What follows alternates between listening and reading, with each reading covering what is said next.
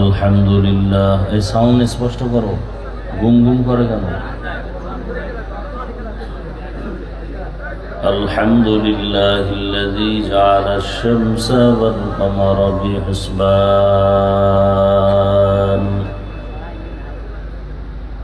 One Nazma ওয়াশ-শাজারা ইয়াসজুদান وفضل زمانا على زمان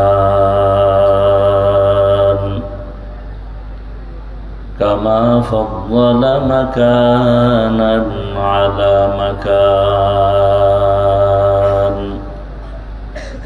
وإنسانا على إنسان ونشهد أن لا إله إلا الله وحده لا شريك له لا ضد له ولا ند له ولا مثل له ونشهد أن سيدنا وسندنا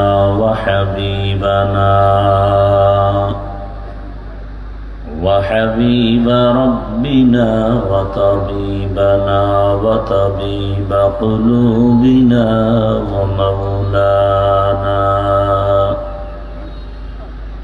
ومولانا محمدا عبده ورسوله اللهم صل على محمد النبي الأمي وعلى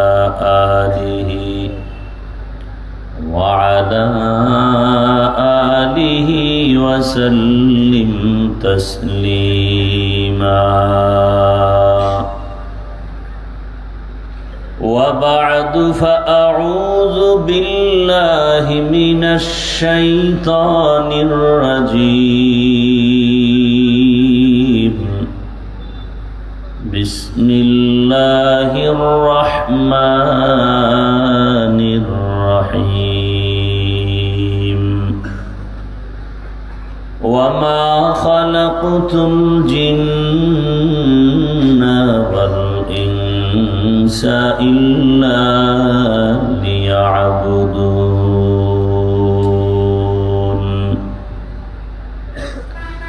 وقال رسول الله صلى الله عليه وآله وسلم لا طاعة لمخلوق في معصية الخالق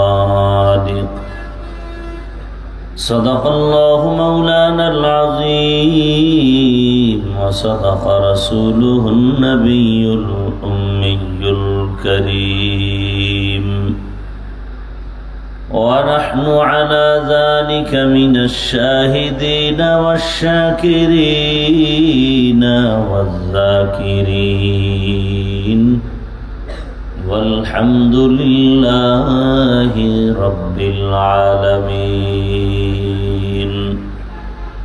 سبحانك لا علم لنا إلا ما علمتنا إنك أنت العليم الحكيم رب اشرح لي صدري ويسر لي أمري واحلل عقدة من لساني يفقه قولي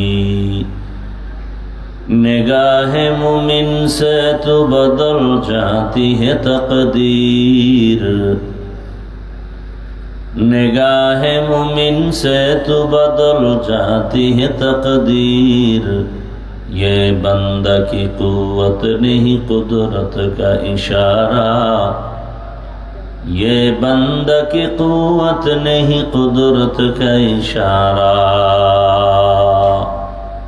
اے مرد خرد ترک معاصی کی ضرورت ऐ मर्द खिरद तर्क मासी की जरूरत, अब सोहबत सालेह की सवा कोई नहीं चारा,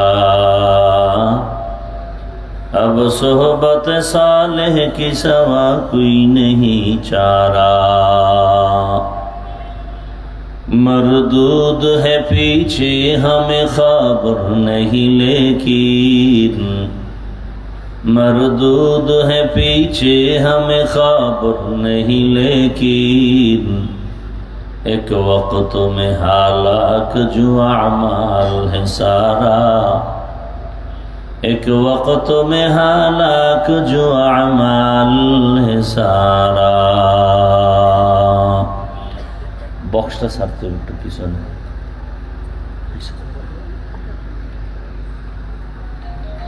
রাঙ্গুনিয়া গোডাউন কেন্দ্রীয় জামে মসজিদের উদ্যোগে আয়োজিত ইসলামী সুন্নি মহাসম্মেলন 7 নভেম্বর 2025।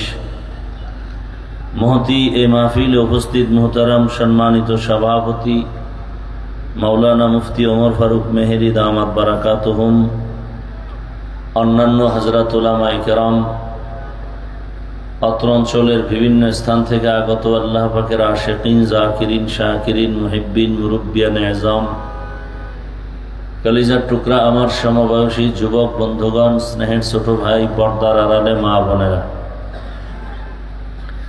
আল্লাহ পাকের দরবারে শুকর যে আল্লাহ আমাদেরকে সুস্থ রেখেছেন, আলহামদুলিল্লাহ। জীবনের এক অমূল্য সম্পদ আমাদের সুস্থতা। টাকা পয়সা বাড়ি গাড়ি সব আছে, কিন্তু আপনি আমি অসুস্থ হয়ে জীবনের কোনো মূল্য। টাকা পয়সা বাড়ি গাড়ি তেমন নাই, কিন্তু আপনি আমি সুস্থ, আমাদের মতো সুখী আর কেউ। আল্লাহ আমাদের সুস্থতাকে দায়েমান কবুল করেন। হাজারো লাখো মানুষের ভেতর থেকে বাছাই করে দয়াময় আল্লাহ আমাদেরকে এই বেহেশতের বাগানে গুনাহ মাফের মজলিস, তওবা কবুলের মজলিসে হাজির হওয়ার তৌফিক দান করেছেন। আর একবার শুকর আদায় করি আলহামদুলিল্লাহ।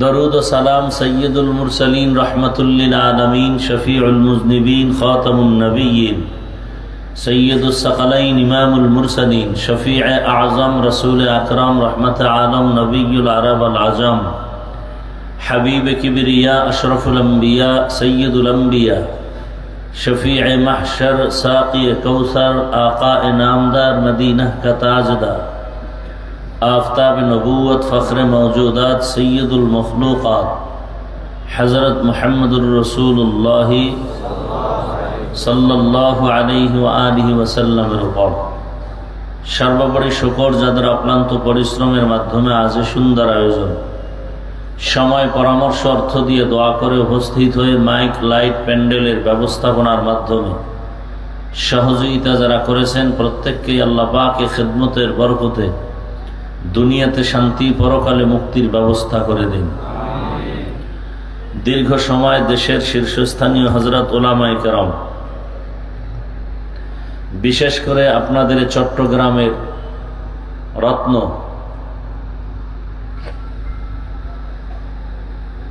আমার আগে যিনি বয়ান করেছেন আল্লামা আজিজুল হক আল মাদানী দামাত বারাকাতুহুম, এর আগে অনেক উলামায়ে কেরাম বয়ান করেছেন।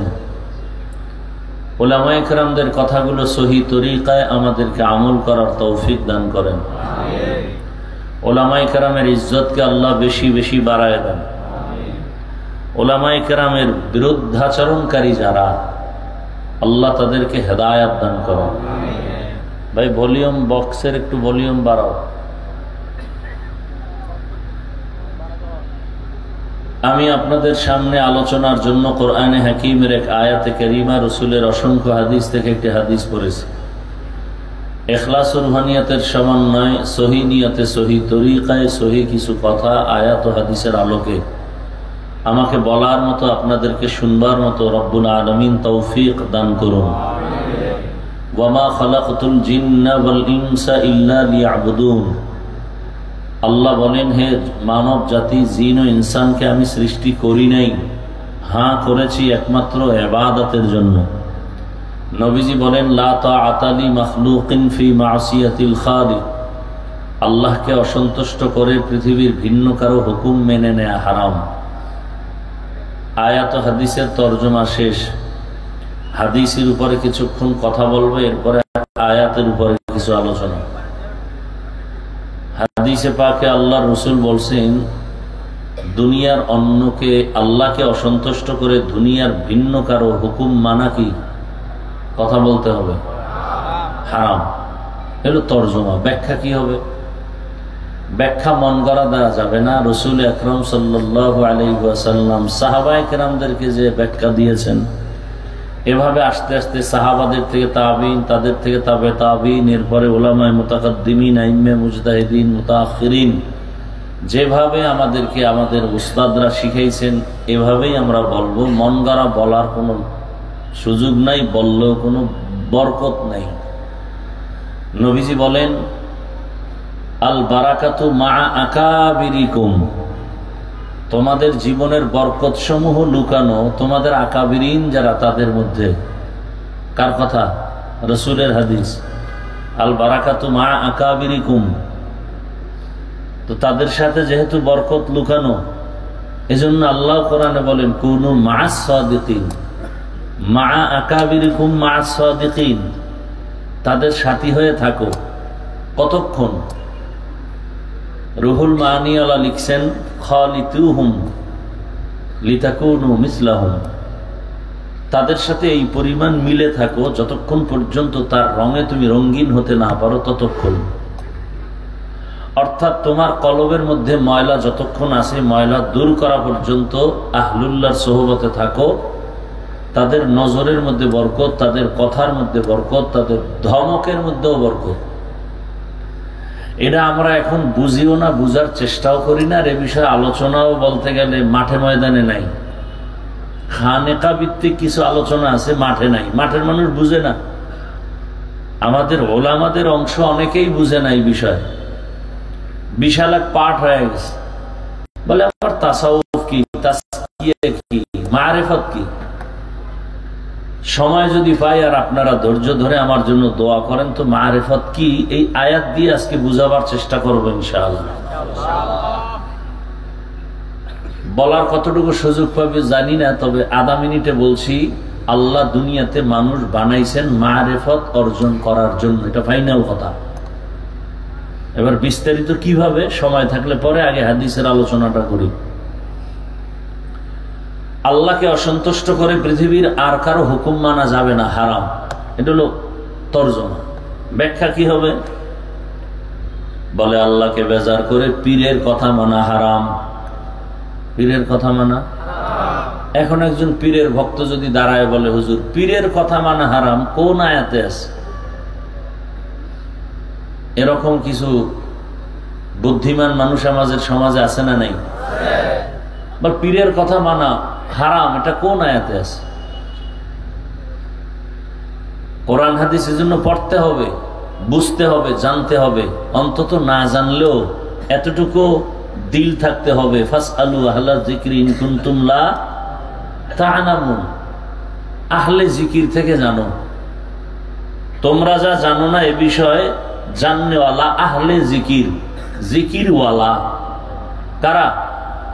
এই ভাই কথা বলেন, শোনেন। আপনারা তো খুব দামি মানুষ, শিক্ষিত মানুষ। আমি আমার ভাষায় কথা বলি, বুঝতেছেন কিনা জানি না। বয়ান হওয়া, ওই যে ওয়াজ হয় আমাদের, ওয়াজ দুই পুঁজি থাকলে ওয়াজ হয়, নাইলে শুধু আওয়াজ হয়। কি হয়? আওয়াজ হয়। আর ওয়াজ মানে কি? থানায় পুলিশ নিয়ে আসামিকে বেতের বাড়ি দেয়, চোখে পানি নেই, আর সেই মানুষগুলো কোরআনের বাগানে বসে অনায়াসে কাঁদতে থাকে, এর নাম ওয়াজ।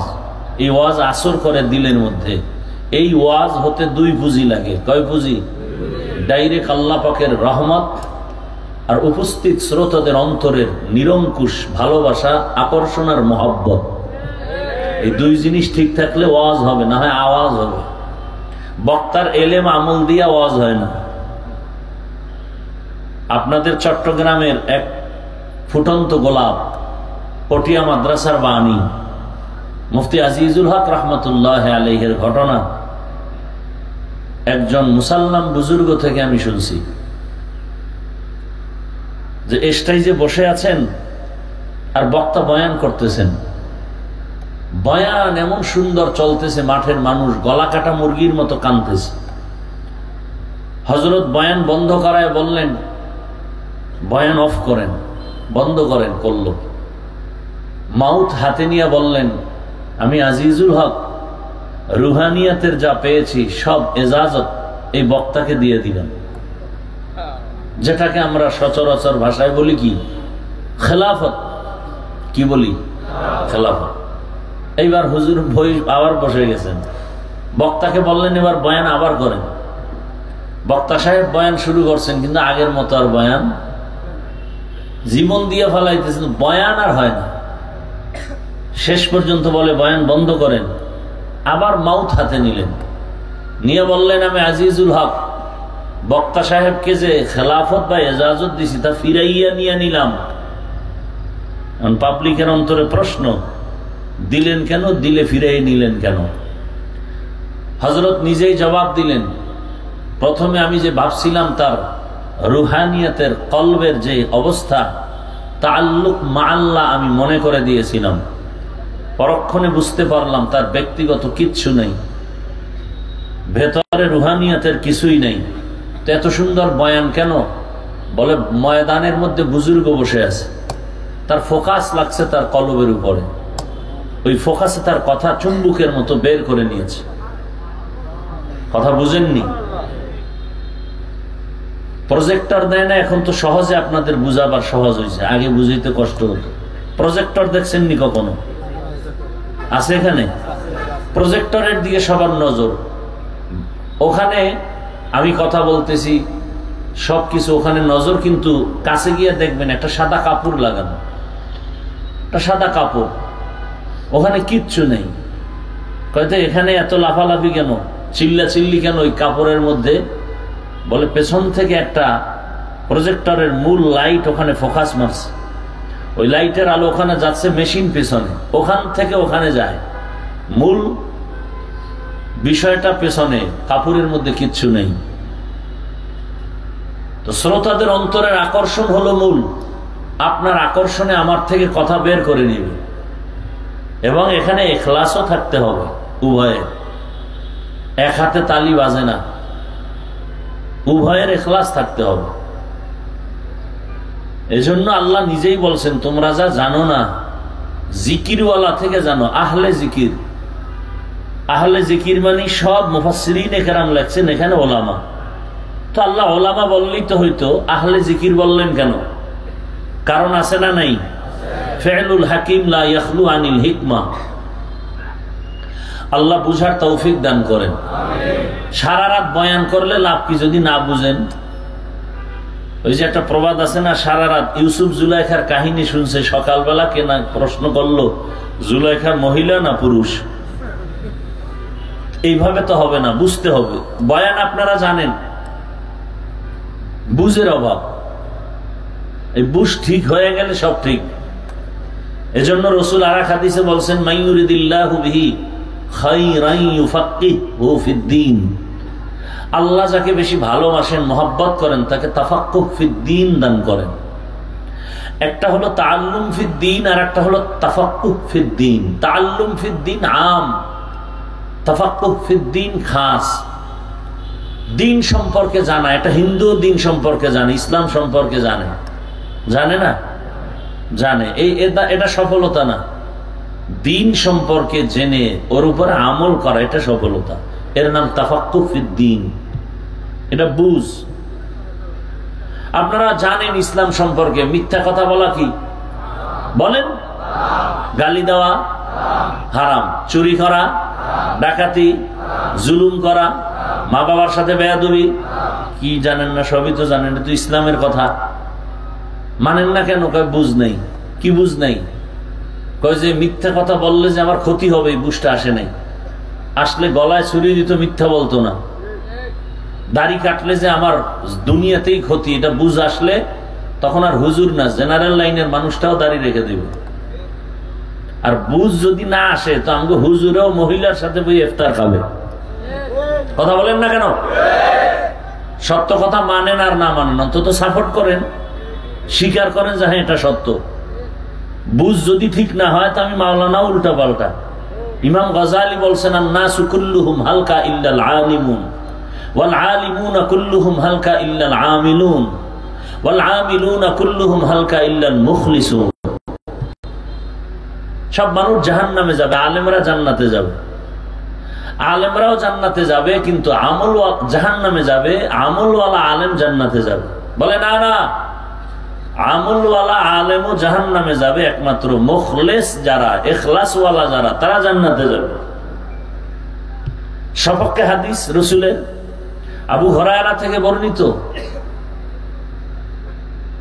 তিনি এক হাদিসের বর্ণনা এক সাহাবীকে দিয়েছেন। সাহাবী বলছেন, আবু হুরায়রা, আমাকে এমন একটা হাদিস শোনাবেন, আমি মক্কা থেকে মদিনায় হেঁটে হেঁটে আসছি, যেই হাদিসটা রাসূল আপনাকে মহব্বত করে একান্তে শুনাইছেন। আবু হুরায়রা বলেন চলো। ধৈর্য একটা ঘরের মধ্যে নিয়ে গেছেন, নিয়া বলে তুমি আর আমি আর কেউ, ঠিক রাসূল আমাকে যেই হাদিসটা শুনাইছিলেন ওটা শোনো, এটা বইলা একটা চিৎকারে আবু হুরায়রা বেহুশ হয়ে গেছে। ওই লোক ভয় পেয়ে গেছে, হাদিস শোনা চিৎকার দিয়ে বেহুশ হলো, আবার বসে আছে।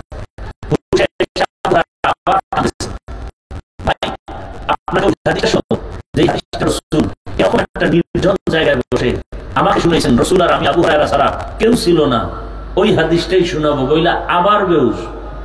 এই হাদিসটা বলতে গিয়ে 3 বার বেহুশ হয়েছেন আবু হুরায়রা রাদিয়াল্লাহু আনহু। সে হাদিসটা কি? মর্মার্থ হলো 3 ব্যক্তি সবার আগে জাহান্নামে যাবে। কিয়ামতের দিন 3 জন ব্যক্তি সবার আগে যাবে। কোথায় যাবে? জাহান্নামে। এর মধ্যে প্রথম ব্যক্তি গলা কাটা শহীদ, জামা কাপড়ে রক্ত লাগানো। আল্লাহ ডাকবে, এই শহীদ সাহেব আসেন। তোমার শরীরে রক্ত লাগানো বলে শহীদ হয়েছি কেন? তোমার দিন কায়েমের জন্য। আল্লাহ বলবেন এটা মানুষ জানে এটাই, কিন্তু আমি তো ভিতরেরটা জানি, তোর ভিতরটা ভালো না। অনেক আলোচনা এখানে। আল্লাহ শেষ বলবে, এই জাহান্নামের ফেরেশতাকে ধরো, হ্যান্ডকাপ লাগায় জাহান্নামে নিয়ে যাও। সেকেন্ডে ডাকবে আলেম সাহেবকে, আলেম আমার মতো মোল্লা, আমার মতো মাওলানাকে ডাকবে, আসেন হযরত, আপনাকে ইলম দিছিলাম, কি করছেন? ও আল্লাহ, কত বয়ান করছি না, গোটা দুনিয়াটা গরম বানায় দিছি না, কাঁপায় তুলছি সারা দুনিয়া, দ্বীনের দাওয়াত দিয়েছি। আল্লাহ বলবেন মানুষ জানে তাই, আমি তো তোর ভেতরেরটা জানি। তোর নাম পোস্টারে ছোট হলে মনে কষ্ট লাগতো, কেউ জানে না, আমি জানি। হাদিয়া কমায় দিলে আর ওখানে দাওয়াত নীতি না, কেউ জানে না, আমি জানি।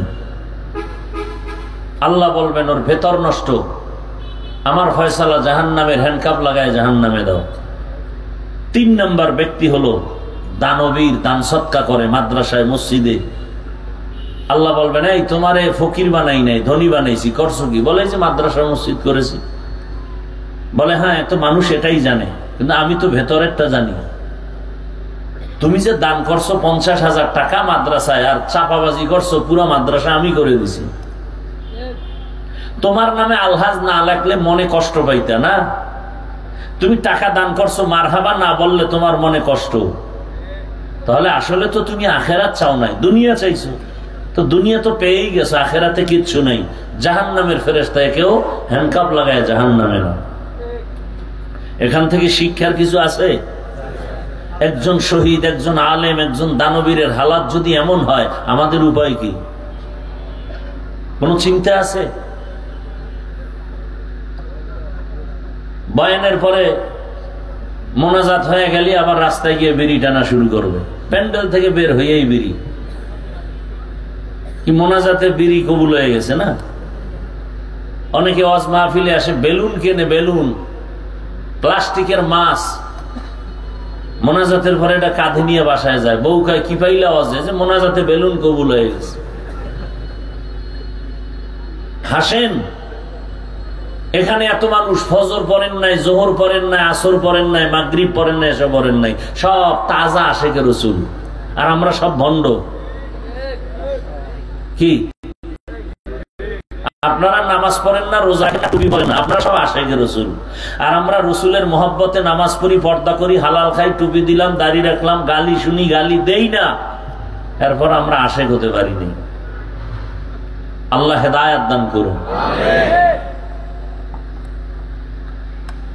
তো আল্লাহকে অসন্তুষ্ট করে পৃথিবীর আর কারো হুকুম মানা যাবে না। এর ব্যাখ্যা 1 নম্বরে বললাম, আল্লাহকে বেজার করে পীরের কথা মানা হারাম। আল্লাহকে সন্তুষ্ট করে নেতার কথা মানা হারাম। আল্লাহকে বেজার করে নেত্রীর কথা মানা হারাম। আল্লাহকে অসন্তুষ্ট করে পৃথিবীর সবার কথা মানা হারাম। এক কথায় জবাব, দুনিয়ার সবাইকে বেজার করা সম্ভব, আল্লাহকে বেজার করা সম্ভব না। এখন প্রশ্ন, দুনিয়ার সবাইকে বেজার করা যাবে কিন্তু আল্লাহকে যাবে না কেন? কারণটা কি? এই কারণটা বুঝি। এর কারণ হলো, দুনিয়ার সবাই আপন কিন্তু আসল না। আমার আল্লাহ আপন এবং আসল। দুনিয়ার সবাই দয়া করে কিন্তু পেছনে স্বার্থ। আল্লাহ আমাদের দয়া করেন, কোনো স্বার্থ নাই। দুনিয়াওয়ালারা আমাদের কিছু দেয়, দেওয়ার পরে খোটা দেয়। আল্লাহ আমাদের কিছু না অনেক দেন, কোনো খোটাও দেন না। দুনিয়ার দেনেওয়ালারা দরজা মাঝে মাঝে খুলেন আবার বন্ধ করেন, আর আমার মালিক 1 সেকেন্ডের জন্য বান্দাকে দেওয়ার দরজা বন্ধ রাখেন না। আল্লাহ আগেও ছিলেন, এখনো আছেন, সামনেও আছেন। হুয়াল হাইয়ুল কাইয়ুম। আল্লাহ চিরঞ্জীব, চিরস্থায়ী, লয় নাই, ক্ষয় নাই। দয়াময় রব্বুল আলামিন আপনাকে আমাকে যা দিছেন দুনিয়ার কেউ তা দেন নাই। মা আমাকে কিছু দিছেন, বাবা দিছেন, কিন্তু পেছনে স্বার্থ। আল্লাহ যা দিছেন কোনো স্বার্থ নাই। বলে মা বাবার দেওয়ায় স্বার্থ কেন? প্রমাণ কি? বলে বাংলার জমিনে ভালো করে নজর করে দেখেন, কত মা বাবা স্বার্থের আঘাতে সন্তানকে জবাই করেছে। এই ঘটনা বাংলাদেশে নাই? আবার স্বার্থের আঘাতে সন্তান মা বাবাকে হত্যা করে, স্ত্রী স্বামীকে জবাই করে, স্বামী স্ত্রীকে জবাই করে। এরকম ঘটনার কোনো সীমানা নাই। আরো এমন এমন ঘটনাই বাংলায় চলে যেগুলো বলতেও বড় লজ্জা লাগে। বুঝাবার জন্য বলি, বাবা তার আপন মেয়েটাকে হোটেলের মধ্যে রেখে বলে, আজকের রাতের জন্য তুমি আমার মেয়ে না, স্ত্রীর সমান হয়ে থাকবা। নাউজুবিল্লাহ আসে না? এই ঘটনা কি ইন্ডিয়া না বাংলার? সোনার বাংলার তাজা খবর। কেমন স্বার্থপর আমরা! কিন্তু আল্লাহ আমাকে আপনাকে যা দিছেন পেছনে কোনো স্বার্থ নাই। আছে? আল্লাহ যদি স্বার্থপর হইতেন তাহলে শুধু আল্লাহ আল্লাহ কয়ে যারা ডাকে তাদের খানা দিতেন, যারা আল্লাহর দুশমন তাদের দিতেন না। কিন্তু আমার আল্লাহ এমন দয়ার মালিক, মুমিনেরা যেই পানি ব্যবহার করবা বেঈমানেরাও সেই পানি ব্যবহার করো, স্বাধীনতা দিলাম। মুমিন যেই নদীর মাছ খাওয়ার স্বাধীনতা পাবে, বেঈমানও সেই নদীর মাছ ভক্ষণ করার স্বাধীনতা পাবে। মুমিন জমিনের ফসল খাওয়ার অধিকার যেমন আছে, বেঈমানেরও আছে, বাধা নাই। মুমিন যেই গাছের ফল ভক্ষণ করবে, বেঈমানেরাও সেই গাছের ফল খাবে, বাধা নাই। এমনকি আমরা মুমিন দাবি করি কিন্তু চরম অপরাধের মধ্যে আমরা নিমজ্জিত হয়ে আছি। আল্লাহ যদি স্বার্থপর হইতেন ঘুমের মধ্যে আমাদেরকে মেরে ফেলতেন। আল্লাহ আমাদের উপরে কোনো জুলুম করেন নাই, আবার খানাও বন্ধ করেন নাই। বরং আল্লাহ বলেন তোরে আমি যা দিছি আর কাউকে দেই নাই। পিপিলিকার খানাও আমি দেই, জঙ্গলের হাজারো প্রাণীর খানাও আমি দেই, উড়ন্ত পাখির খানাও আমি দেই, নদীর মধ্যে হাজারো কোটি ধরনের মাছের খানাও আমি দেই। বান্দা তোর খানাও আমি দেই, তবে তোর খানার মতো পিওর সুস্বাদু খানা আর কাউকে দেওয়া হয় না। দুনিয়ার সব প্রাণীরা চলতে রাস্তা আছে, সাপ রাস্তা দিয়া চলে, ব্যাঙ রাস্তা দিয়া চলে, পিপিলিকাও চলার রাস্তা আছে না? মানুষ তোর রাস্তাটা কিন্তু বিশ্ব রোড, বড় দামি, পিওর, পবিত্র। আমি আল্লাহ পিপিলিকার খানা ওর কাছে পৌঁছাই দেই, ওর বাজারে এসে খাওয়া লাগে না। তুমি যেমন হোটেলে এসে খাও, জঙ্গলের প্রাণীর খানা জঙ্গলে দিয়ে দিছি।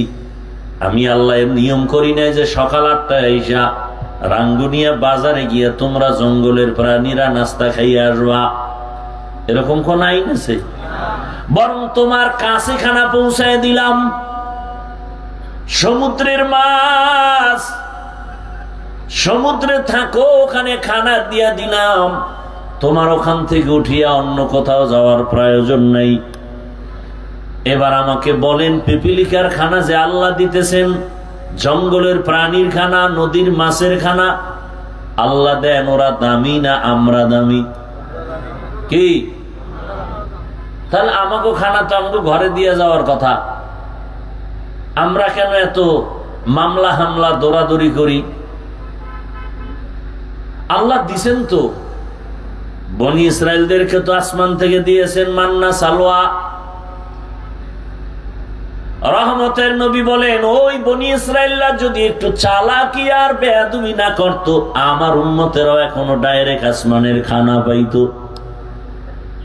আমরা আল্লাহর হুকুম মানি না, এ কারণে খানা আমগো হাতে আসে না। গরতাওয়াকুল মিকুনিহার সবহ শাম মিরাসানাদ রিজকে তু আজলা মাকাম জুজবা হাতাচি জে মখা আজ ইনসোজা ফজলে উ আমস্তে দর জুমলা জাহা। ভাইরা আমার, তো আল্লাহর মতো দয়াময় কেউ নাই। আমার আল্লাহ কেমন দয়াময়, যার কোনো তুলনা নাই। দুনিয়াতে আপনি আমি আসার আগেই আল্লাহ যা প্রয়োজন সব চাওয়ার আগে দিয়ে দিলেন।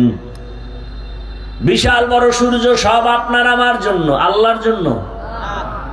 চাঁদ আপনার আমার গোলামির জন্য, আমাদের পানির দরকার আগেই ব্যবস্থা করলেন ফ্রি। ও বান্দা, তোর বাতাসের প্রয়োজন, আগে আমি বাতাস সৃষ্টি করে ফ্রি দিয়ে দিলাম।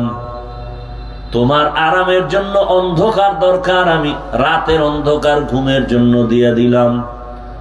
ঘুমাইতে তোর বালিশ লাগবে, বালিশটা কেমনে বানাবি? আমি আল্লাহ সে তুলাও গাছের মধ্যে দিয়ে দিলাম।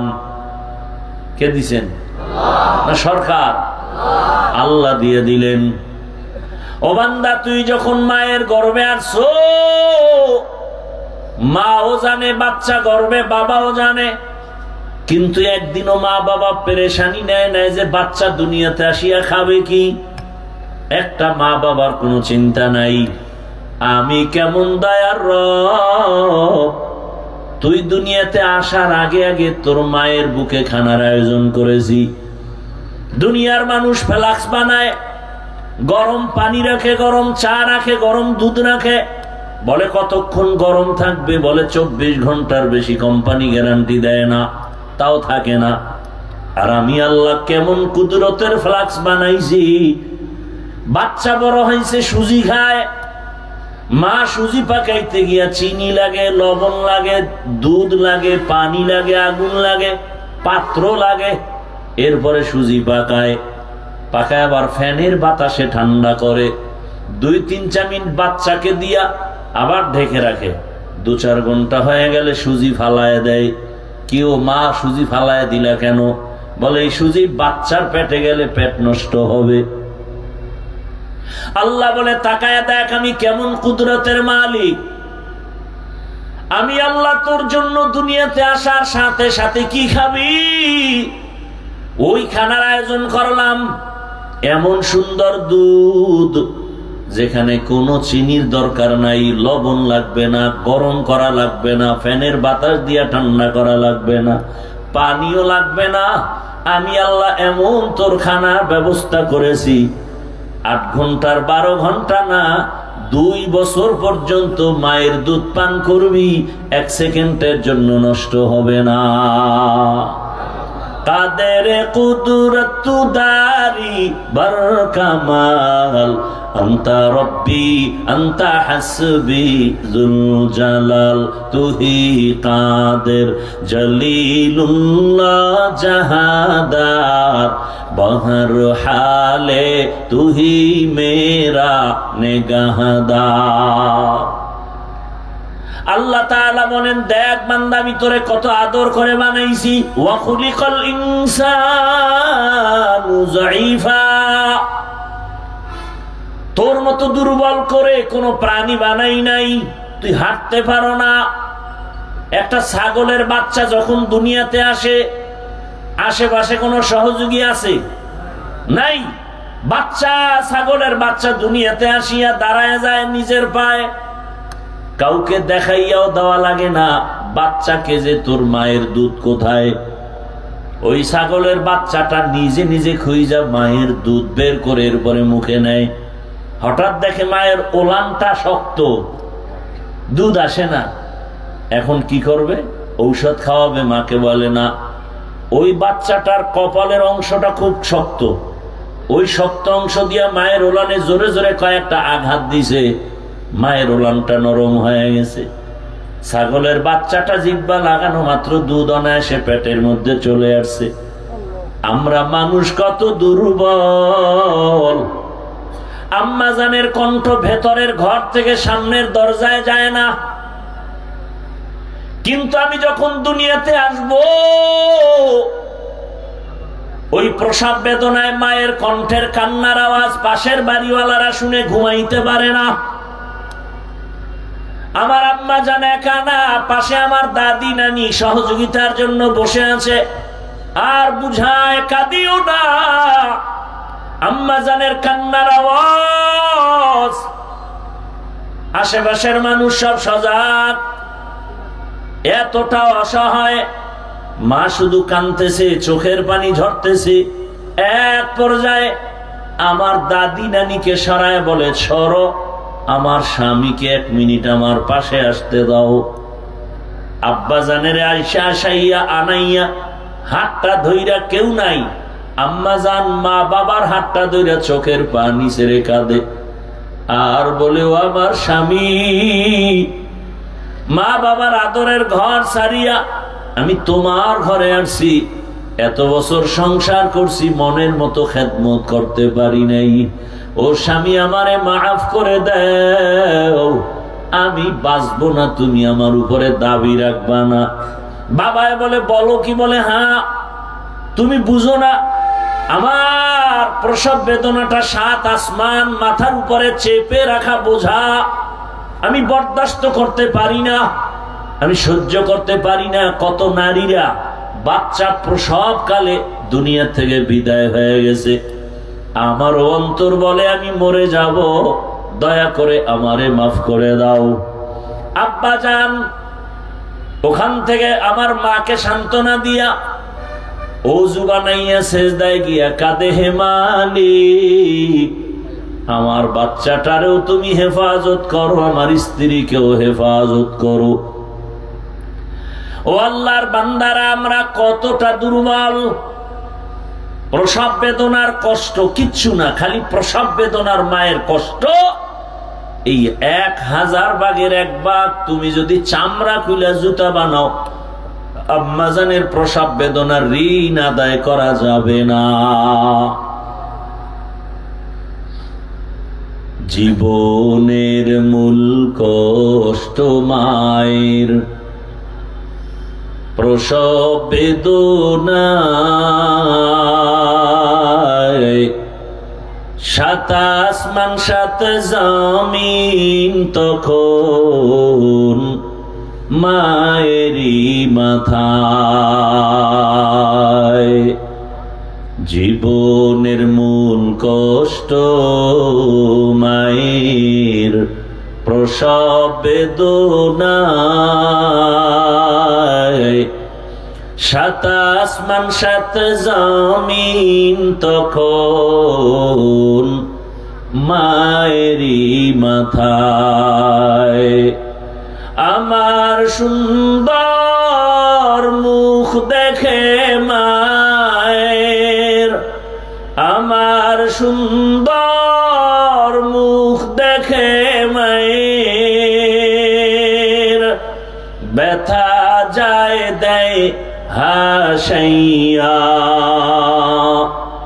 ও আমার প্রাণের মা, মা গো মা, কোথায় গেলে মোরে ছাড়িয়া। জনম দুঃখী ইয়াতীম আমি, চায় না কেহ ফিরিয়া। আমি যখন ছিলাম আমার মায়েরি উদরে, চলাফেরা করলেন যে মায় কত কষ্ট করে। আমি যখন ছিলাম আমার মায়েরি উদরে, চলাফেরা করলেন যে মায় কত কষ্ট করে। এমন মাকে কেমন আজি, এমন মাকে কেমন আজি যাব আমি ভুলিয়া।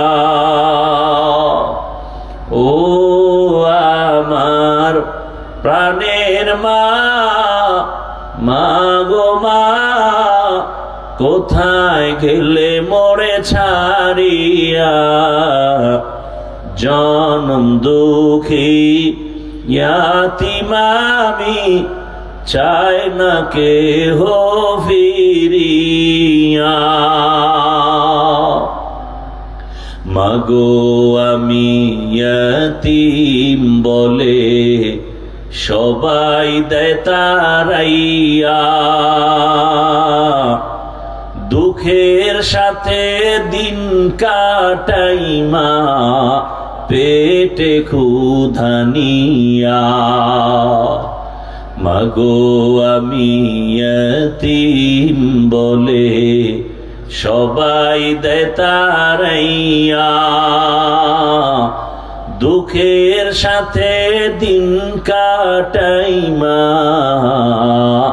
পেটে ক্ষুধা নিয়া। ঘুমের মাঝে মাকে দেখে, ঘুমের মাঝে মাকে দেখে কেন্দে দেই বুক ভাসাইয়া। ও আমার প্রাণের মা, মা গো মা, কোথায় গেলে মোরে ছাড়িয়া। জনম দুঃখী ইয়াতীম আমি, চায় না কেহ ফিরিয়া। খেদমতে মা দরপে দর কুল সুবহ শাম, তাকে বাসি দর্দ আলম নেক নাম। আল্লাহ তাআলা বলেন, বান্দা আমি আল্লাহর পরেই তো মা বাবার ইবাদত আর খেদমতের জন্য আমি অর্ডার করেছি। ওই মা বাবার খেদমত করো, কারণ ওই মা বাবার অবদান তুমি কোনোদিন অস্বীকার করতে পারবে না রে বাবা। মা বাবার চোখের পানি আর দোয়া আজ তোমার এত সম্মান। মা বাবার চোখের পানি আর দোয়ার ফসল তুমি সন্তান টাকার মালিক, বাড়ির গাড়ির মালিক হয়েছো, সম্মানের মালিক। ওই মা বাবার সাথে বেয়াদবি করা যাবে না। রহমতের নবী বলেন, মা বাবা খুশি তো আমার আল্লাহ তার উপরে খুশি। আল্লাহ তাআলা বলেন, সবাইকে বেজার করা গেল, আমি আল্লাহকে বেজার করব না কেন? আমি তোমাকে যে দয়া করেছি কেউ সে দয়া করে নাই। দুনিয়াতে তুমি আছো, তুমি তোমার মাকে মা বলে ডাকবা, পরের কথা মাকে তুমি চিনোই না, বরং তোমার একটাই পুঁজি কান্নার আওয়াজ। দুনিয়াতে আসার পর একটা বাচ্চা শুধু কান্নার আওয়াজ, পেটে ক্ষুধা লাগছে বলতে পারি না, শুধু কান্নার আওয়াজ। বাথরুমে যাব বলতে পারি না, কান্নার আওয়াজ। গরম লাগতেছে বাতাসের প্রয়োজন বলতে পারি না, কান্নার আওয়াজ। শুধু কান্না, কান্নার মধ্যে যেন বাচ্চা বুঝায়, কান্নার থেকেই যা বাচ্চা বুঝায় আমার ঘুমের দরকার, দাও। কেউ বুঝে না ওর কান্নার ভাষা। আল্লাহ মায়ের মধ্যে চুকুরের মতো বাচ্চা কান্না দিয়ে বাবাও বুঝে না, শুধু মায়ে বুঝে। বাচ্চাটারে খানা খাওয়াই দিছে, সুজি খাওয়াই দিছে, এখনো কাঁদতেছে। 5 মিনিট পরে বাবা কই বাচ্চা কাঁদে কেন, খানা দাও। মা বলে 5 মিনিট আগে খানা দিলাম, আবার কিসের খানা? কথা কাঁদে কেন? মা বলে বাচ্চা ঘুমের আগে কাঁদে, সেই কান্না চলতেছে। আল্লাহ বলেন, তোর মাই জানে তোর কান্নার ভাষা কেমন, বাবাও বুঝে না। আমি আল্লাহ তোর কান্নার পুঁজি দিয়া মায়ের থেকে সব দাবি আদায় করে দিলাম। বলতে পারো না মা খানা দাও, কান্নার আওয়াজ সব আপন করেছো, ওই কান্না করে না। তোর মায়ের থেকে 99 গুণ মায়া আমি আল্লাহর বেশি। একটা বাচ্চা যদি কান্না করে মায়ের মোহাব্বত কেড়ে নিয়ে সব দাবি আদায় করে, আমি আল্লাহর কাছেও যদি ওই কান্নাটা দিয়া চাইতে পারো, আমি তোর কান্নার ভাষা বুঝা তোর দাবি কেন আদায় করব না? ওই কান্না ধরে রাখ, কারণ কান্না বড় দামি এক সম্পদ। কান্না দেখলে এমন কোন মানুষ নাই যার দয়া হয় না। সন্তানের কান্না মা বাবার দয়া, ছাত্রের কান্না শিক্ষকের দয়া। ওই মায়া দয়ার তুলনায় আমি আল্লাহর মায়া তো অনেক বেশি। তুমি কান্নাটা ধরে রাখো, আমি আল্লাহ তোমার সব চাহিদা পূরণ করব। এখন তো কান্না নাই, কেউ কান্নার বয়ান নাই, কেউ কান্না করে মানুষ দিকে তাকায় হাসে, বলে দেখ লজ্জা কেমনে কান্না করে। অথচ আল্লাহ পাক বলেন, ফালিয়াযহাকু কালিলান ওয়া লিয়াবকু কাসীরা, কম হাসো বেশি বেশি কান্না করো। কান্নার বয়ানও নাই, কান্নাও নাই। কেউ যদি কাঁদে লজ্জা নাই, দেখ কেমনে কাঁদে। আমাকে বলেন তো আপনারা, এটা কান্নার প্যান্ডেল না হাসার প্যান্ডেল?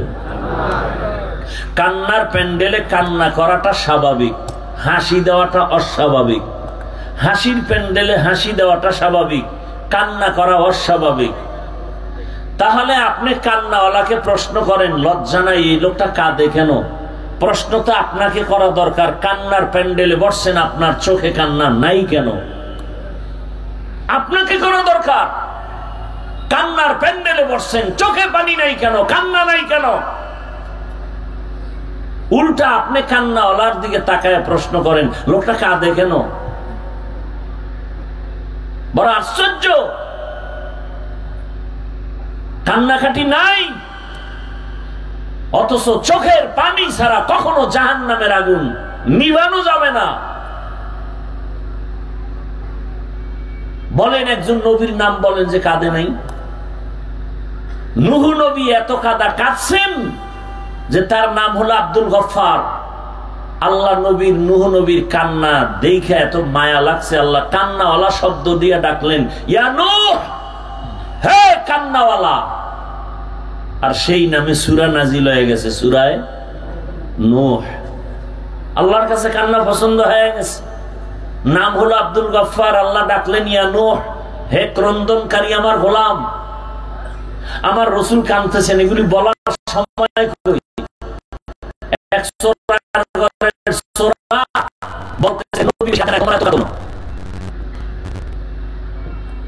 এই রসুলের সাথে তুলনা দেওয়াও তো বেয়াদবি আমি মনে করি। রসুল পাক, তুমি আমি না পাক। রসুলের ঘাম পাক, তুমি আমি না পাক। রসুল আমি সেটা করবো কেন? আল্লাহ হেদায়েত দান করুন। এতক্ষণ আলোচনায় কি বুঝলেন? আল্লাহকে বেজার করা যাবে? কিন্তু করি তো, প্রত্যেকটা পদে পদে আল্লাহকে বেজার করি। পর্দা করলে আল্লাহ খুশি, আত্মীয় স্বজন বেজার।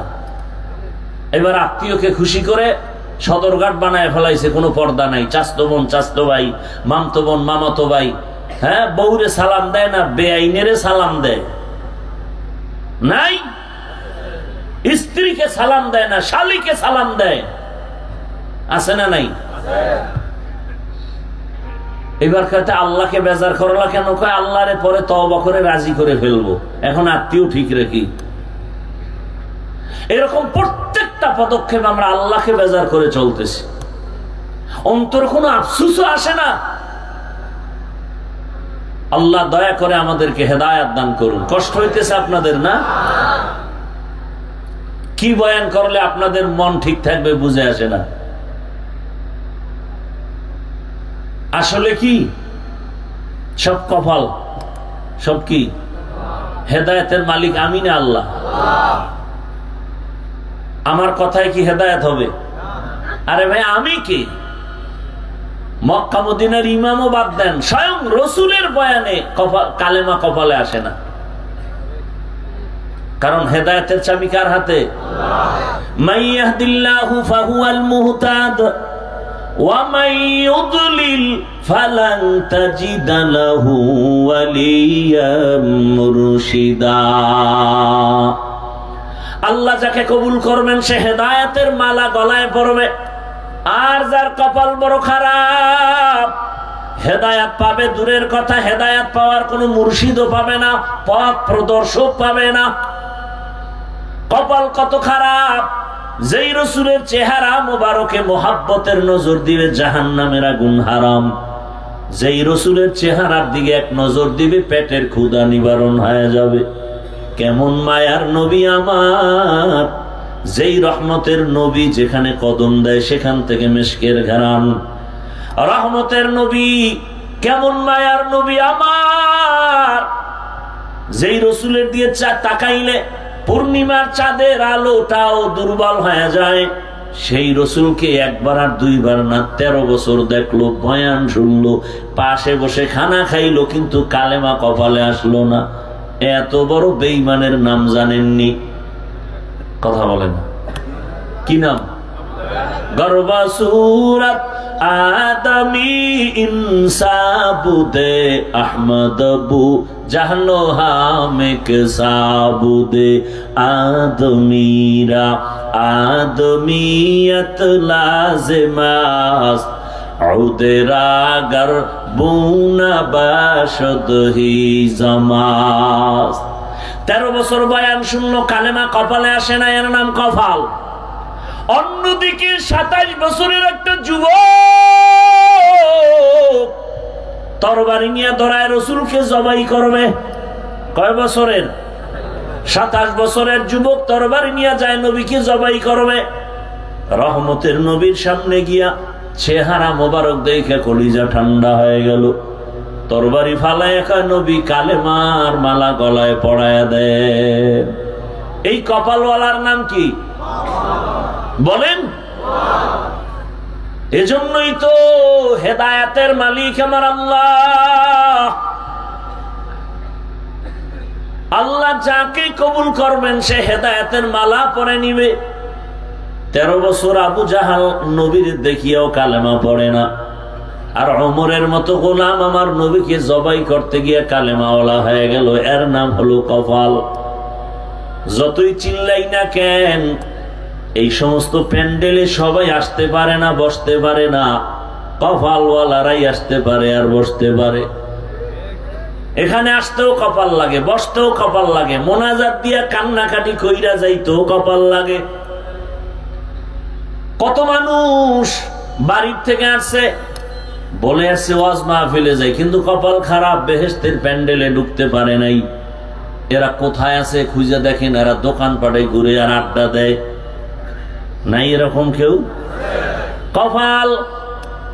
আর একদল কপালওয়ালা প্যান্ডেলে বসছে, কিন্তু মোবাইলটা সামনে নিয়ে কলবের দরজা বন্ধ করে রাখছে। এরকম কপালওয়ালা নাই? বলার দায়িত্ব আমার, মানবেন কিনা সেটা আপনার দায়িত্ব। আপনি মানবেন না, আমি বলবো না, এটা হতে পারে না। আর আমরা ওলামায়ে কেরাম না বললে বলবে কে? আমরাই তো বলা বন্ধ করে দিছি, কে বলবে? যুবকের হাতে 2টা মরণাস্ত্র, রক্তের থেকে দামি মনে করে রাখে, দোনোটাই মরণাস্ত্র। একটা হলো দৃশ্যমান মরণাস্ত্র, আর একটা হলো অদৃশ্যমান মরণাস্ত্র। দৃশ্যমান যুবকের মরণাস্ত্রের নাম বাইক। কি কয় আপনাদের এলাকায়? বাইক। অদৃশ্য মরণাস্ত্র কি? হ্যাঁ, দোনোটা লয়ে ঘুরতেছে, চায় বেশি দিন বাঁচতে, কিন্তু মরণের বাইক লয়ে ঘুরে তাড়াতাড়ি মরা। চায় অনেক সুস্থ থাকতে, অসুস্থতার মেডিসিন হাতে লয়ে ঘুরতেছে মোবাইল। মোবাইল মানুষকে যত দ্রুত গতিতে অসুস্থ বানায়, পৃথিবীর অন্য কিছু নাই যে মানুষকে দ্রুত অসুস্থ বানায় দিবে। কিডনি দুর্বল, হাত দুর্বল, চোখের পাওয়ার দুর্বল। আর সব থেকে বড় ঔষধ সুস্থ থাকার রাতের ঘুম, এটারে জবাই করছে এই গজবের মোবাইল দিয়ে। কি তাও যদি মোবাইলে তেলাওয়াত শুনতে হইতো, তো আকাম করে সারা রাত মোবাইলে। চোখের গুনাহ, হাতের গুনাহ, জবানের গুনাহ, অন্তরের গুনাহ। জেনা চলে ঘরে ঘরে ঘরে ঘরে মোবাইলের দ্বারা। উচিত ছিল ঘুমের মধ্যে চেহারাটা বানর হয়ে যাবে, শুকর হয়ে যাবে। শুধু রহমতের নবীর উম্মত হওয়ার কারণে আল্লাহ করেন না। আল্লাহ হেদায়েত দান করুন। কিছুক্ষণ থাকবেন না কপাল শেষ? আল্লাহ সবাইকে কবুল করেন। এতগুলো মানুষ নিয়ে মা বাবার জন্য দোয়া করার সুযোগ পাইছেন, তা আজকে পাইয়াও কাজে লাগাবেন না। কপালটা এত খারাপ কেন আপনার, বলেন তো? এমন কপাল নিয়ে দুনিয়াতে আসলেন কেন? আল্লাহ রসুল বলেন, খায়রুন নাস মান ইয়ানফাউন নাস। ভালো মানুষ তো ওই ব্যক্তি যার দ্বারা শুধু অন্যের উপকার হয়। কি উপকার করলেন? মা বাবা। আল্লাহ সবাইকে হেদায়েতের দৌলত দান করেন। আল্লাহ তাআলা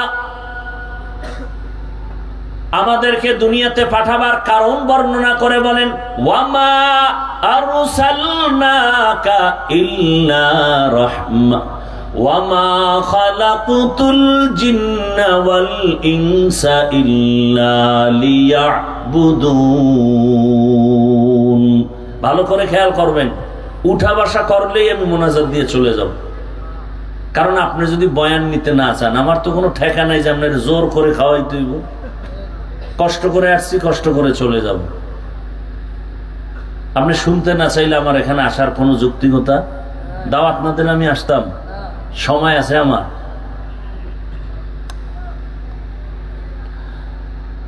আল্লাহ আমাদেরকে হেদায়েতের দৌলত দান করেন। আল্লাহ পাক বলেন, খেয়াল করেন, ওমা খালাকতুল জিন্না ওয়াল ইনসা ইল্লা লিয়াবুদুন।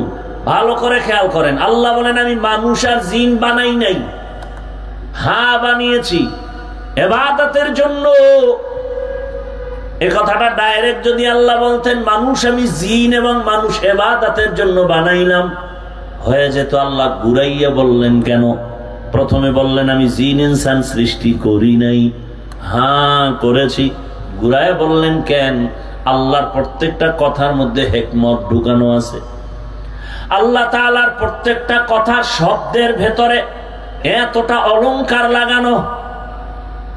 যেমন রব একটা শব্দ, এটার তর্জমা বাংলায় আমরা করি প্রভু, প্রতিপালক।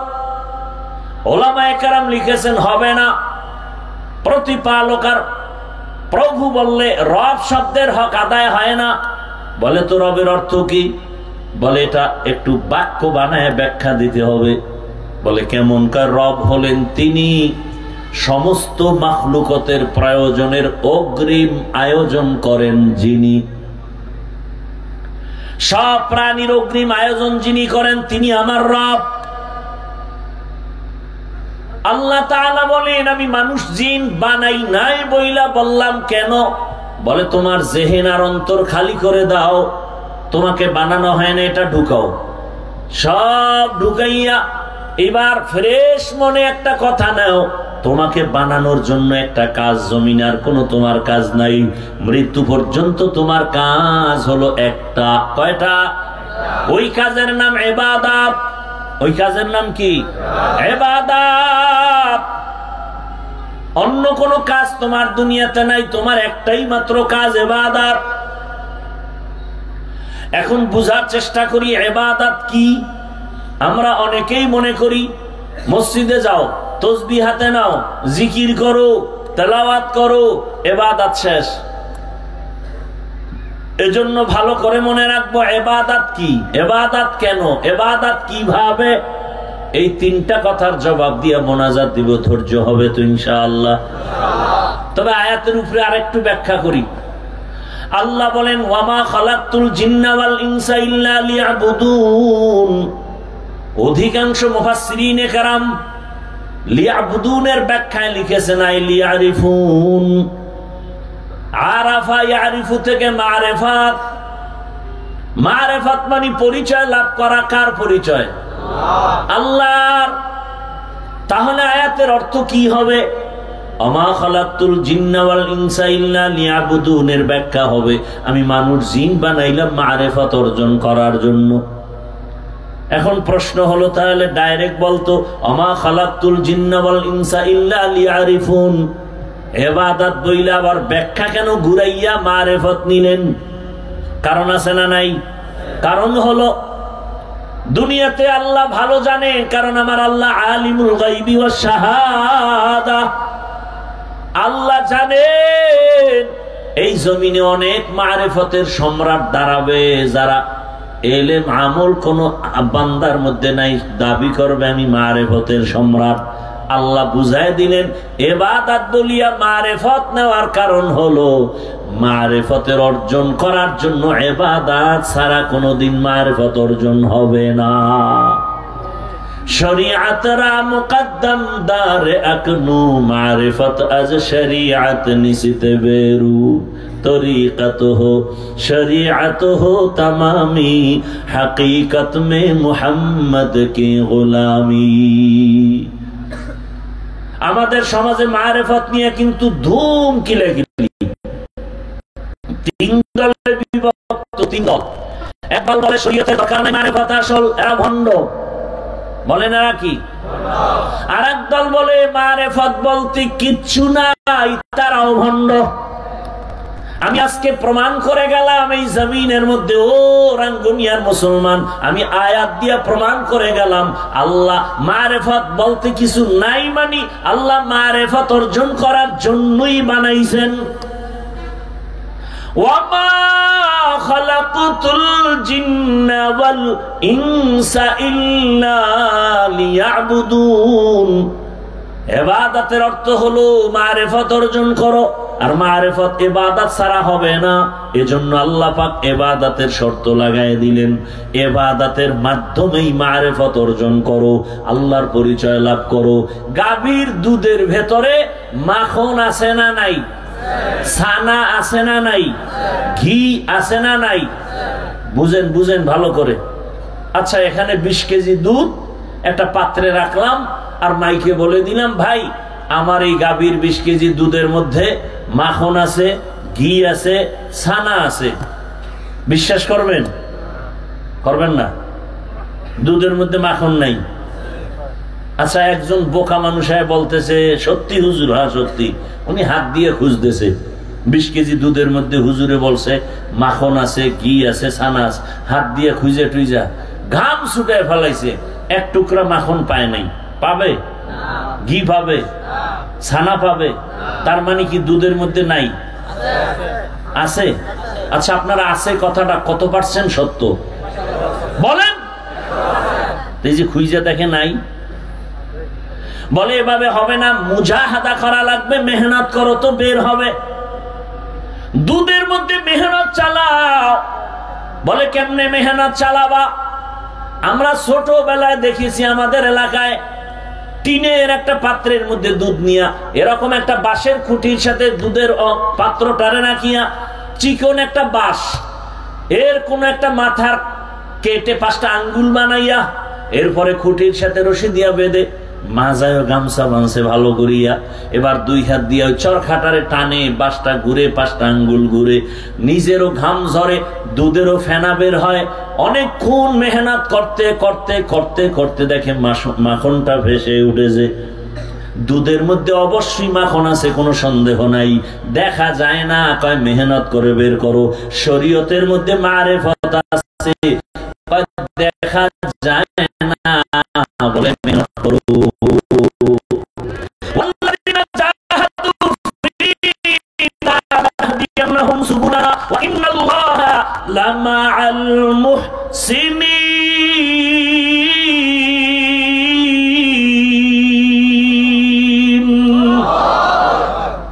মেহনত করো, মুজাহাদা করো।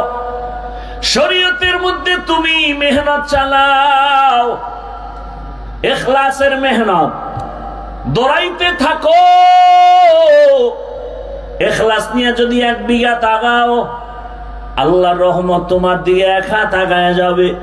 তুমি যদি 1 হাত আগাও, 2 হাত আগায় যাবে। তুমি যদি হাঁটতে থাকো, আমার মাওলা রহমত দৌড়াতে থাকবে। আল্লাহর রহমতের আশায় দৌড়াইতে থাকো, দেখবা আল্লাহর পরিচয় লাভ হয়ে যাবে। অতএব শরীয়ত ছাড়া, ইবাদত ছাড়া মারেফত পাওয়া যাবে না। যারা আমল করে না, নামাজ নাই, রোজা নাই, তারা যদি মারেফতের সম্রাট দাবি করে, ওরা মারেফতের সম্রাট না। একজনে বলছে ওরা মরার পথের সম্রাট। মারেফত অর্জন হলে সে কখনো গুনাহ করবে না। আল্লাহর রহমতের আশা, আল্লাহকে দেখতে চাও, আল্লাহর ঘ্রাণ তুমি পেতে চাও, আল্লাহর মোহাব্বতের ঘ্রাণ তোমার মধ্যে আসবে। তুমি মেহনত চালাও ইখলাসের উপরে, এক সময় দেখবা তোমার নাকের মধ্যে আমার মালিকের কুদরতের ঘ্রাণ। এটা বুঝারও তো মানুষ নাই, বলারও মানুষ নাই, বিরোধিতার মানুষের অভাব নাই। আবার আল্লাহর ঘ্রাণ কি? আল্লাহর আবার ঘ্রাণ কি? তেরা আয়না आलो में रंग बू है जिधर देखता हो उधर तू ही तू है तेरा आईना आलो में रंग बू है जिधर देखता हो उधर तू ही तू है। আল্লাহ দেখবা কেমনে? আল্লাহ দেখার আয়না লাগবে। কোন কোন আমাদের আহলুল্লাহ বলছেন আল্লাহর কোরআন হলো আমার আল্লাহ দেখার আয়না। আমার আল্লাহকে যদি দেখতে চাও ডাইরেক্ট দেখবা না, তবে তার কুদরতের ঘেরান। বলে কেমনে দেখবা? বলে এই সুন্দর বিল্ডিংটা এত সুন্দর, বলে বুঝলি কি? বুঝলাম ইঞ্জিনিয়ার বড় সুন্দর। ইঞ্জিনিয়ার তোর সাথে মোলাকাত আছে নি? কয় না। সুন্দর বললি কেমনে? কয় তার বানানো বিল্ডিং প্রমাণ। আল্লাহ আমার দেখতে চাও, আমার আসমানের দিকে তাকা। আসমান এত সুন্দর, বানানেওয়ালারও কত সুন্দর। এই যে একটা প্যান্ডেল বানাইছেন, কতগুলো খুঁটি লাগাইছেন প্যান্ডেল ঠিক রাখার জন্য। ডেকোরেটর ওয়ালারা পারেন আমার নাক বরাবর আর একটা খুঁটি মারে। কি যত খুঁটি তত মজবুত। বিবেক দিয়ে একটু চিন্তা করেন। আল্লাহ তাআলা পশুকে ভালো মন্দ যাচাই করার বিবেক দেয় না, মানুষকে দিছে। একটু ভাবেন, এত বিশাল আসমান, এত বিশাল 7টা আসমান আল্লাহ এমন ভাবে সেট করেছেন, নিচের থেকে কোনো খুঁটি নাই, উপর থেকে কোনো রশির টানাও নাই। সূর্যটার দিকে তাকায় দেখেন কত সুন্দর। চিন্তা করেন যিনি বানাইছেন তিনি আরো কত সুন্দর। তেরা আয়না आलमे रंग बूहे जिधर देखता हो उधर तू ही तू है। भाईरा আমার আল্লাহর মুহাব্বত আর মারিফত অর্জন করো। আল্লাহ পাকের মুহাব্বত আর মারিফত অর্জনের একমাত্র রাস্তা ইবাদত। এবার বুঝেন ইবাদত কি। বলে ইবাদত হলো প্রত্যেকটা ক্ষেত্রে আল্লাহর হুকুম বাস্তবায়ন করে চলার নাম ইবাদত। ইবাদত কেন করব? বলে একমাত্র কারণ আমার আল্লাহর সাথে হবে মোলাকাত আর বিনিময় পুরস্কার পাবো জান্নাত। ফামান কানা ইয়ারজু লিকা রাব্বিহি ফালইআমাল আমালান সালিহা ওয়ালা ইউশরিক বিইবাদাতি রাব্বিহি আহাদা। রবের সাথে মোলাকাতের একমাত্র কাজ হলো আমল করো, নেক আমল করো, ইবাদত। ইবাদত মানে তাসবিহ টানো না, নামাজ পড়ো না, এটা ইবাদতের একটা অংশ। জীবনের সব কাজ ইবাদত। করব কেন? বলে রবের মোলাকাত, বিনিময় পুরস্কার পাবো কি? বেহেশত আযা কে আজারে নবাশুদ কাসে রাবা কাসে কারে নবাশুদ। কেমন মজার জান্নাত আল্লাহ আমাদের জন্য বানায় রাখছেন। আল্লাহ যারে জান্নাত দিবেন তারে মরার আগে জান্নাতের চেহারাটা দেখায় দিবেন। এরে নবীর আশিক যুবক,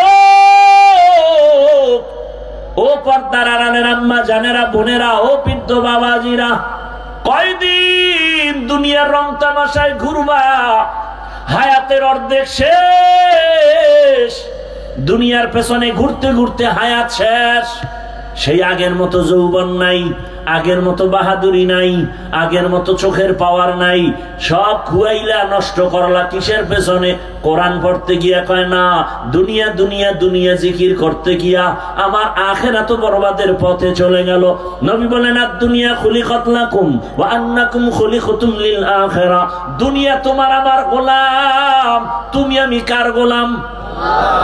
দুনিয়া তোমাকে আমাকে খুঁজবে, আমি তুমি আমার আল্লাহকে খুঁজবো। কিন্তু এখন সব উল্টা, মানুষ দুনিয়া খুঁজে, আল্লাহ তার বান্দারে খুঁজে। মানুষ এখন দুনিয়া খুঁজে, দুনিয়া খুঁজতে খুঁজতে এখন মা চেনে না মাইরা ফেলায় দুনিয়ার জন্য, দুনিয়া পাওয়ার জন্য। সামনে বাধা বাবা মেরে ফেল, দুনিয়া পাওয়ার জন্য নেতা বাধা মেরে ফেল। ভাগ বটোয়ারায় কম পড়ছে কয় তাড়াতাড়ি মাইনাস কর। দুনিয়া এমন পাও পাইল, নবী বলেন হুব্বুদ দুনিয়া রাসু কুল্লি খাতিয়া। দুনিয়ার লোভ সব ধ্বংসের কারণ। হযরত আলী বলেন দুনিয়া জিফা ওয়া তুল্লা কিলা। দুনিয়াটা মৃত্যু যত এর পেছনে দাঁড়ায় কুত্তা। দুনিয়া দুনিয়া দুনিয়া যারা করে দুইটা জিনিস চায়। জবাব দেন, কয় জিনিস চায়? একটা চায় শান্তি, আর একটা চায় সম্মান। এই দুনিয়ার দুইটা চায়, শান্তি আর কি? আল্লাহর জাতের কসম, দুনিয়াওয়ালারা সম্মানেও নাই, শান্তিতেও নাই। একটা দুনিয়াদারকে দেখাইতে পারবেন না সম্মানে আছে। ওই সম্মানের গুল্লি মারি, যেই সম্মানে প্রথমে ফুলের মালা, ফাইনালে জুতার মালা। এই সম্মানের কোনো ভ্যালু আছে? 10 তলা বিল্ডিং করেছ, এখন বিল্ডিং রেখে জঙ্গলে কেন ঘুমায়? আছে না নাই? সুইস ব্যাংকে টাকা রেখেছ, ওই টাকার মাস্তানি করে লাভ কি যদি চেক বই না থাকে? ওই টাকা যদি ভোগ করতে না পারো, এর থেকে রিক্সা চালায় খাওয়া ভালো। কথা বলেন না কেন? কোটি টাকার মালিক দেখো, অভাব হয় না দূর। গরিব ঘুমায় আরাম করে, মনটা বাহাদুর। ফেরাউনের লাশটা দেখো মিশর জাদু ঘরে, খায় না মাটি পোকা মাছি, সবাই ঘৃণা করে। হৃদয়ে থাকিবে যার নম্রতা সাদা, রহমত আসিবে সেটা কোনো আদা। বড়র বড়াই থাকলে দিলে রহমত আসবে না, নিজেকে নিজে ছোট মনে করিও সদা। উঁচু জমিন থেকে পানি নিচু জমিনে যায়, তেমনি খোদার রহমত আসে নম্রতার হৃদয়। ভোগ বিনাশের বাড়ি গাড়ি পরে রবে সব, থাকতে সময় স্মরণ করো আল্লাহ আমার রব। আমাদের রবকে ইন্নাল্লাযীনা ক্বালু রাব্বুনাল্লাহ, ইন্নাল্লাযীনা ক্বালু রাব্বুনাল্লাহু সুম্মা ইসতাকামু ফালা খাউফুন আলাইহিম ওয়ালা হুম ইয়াহজানুন।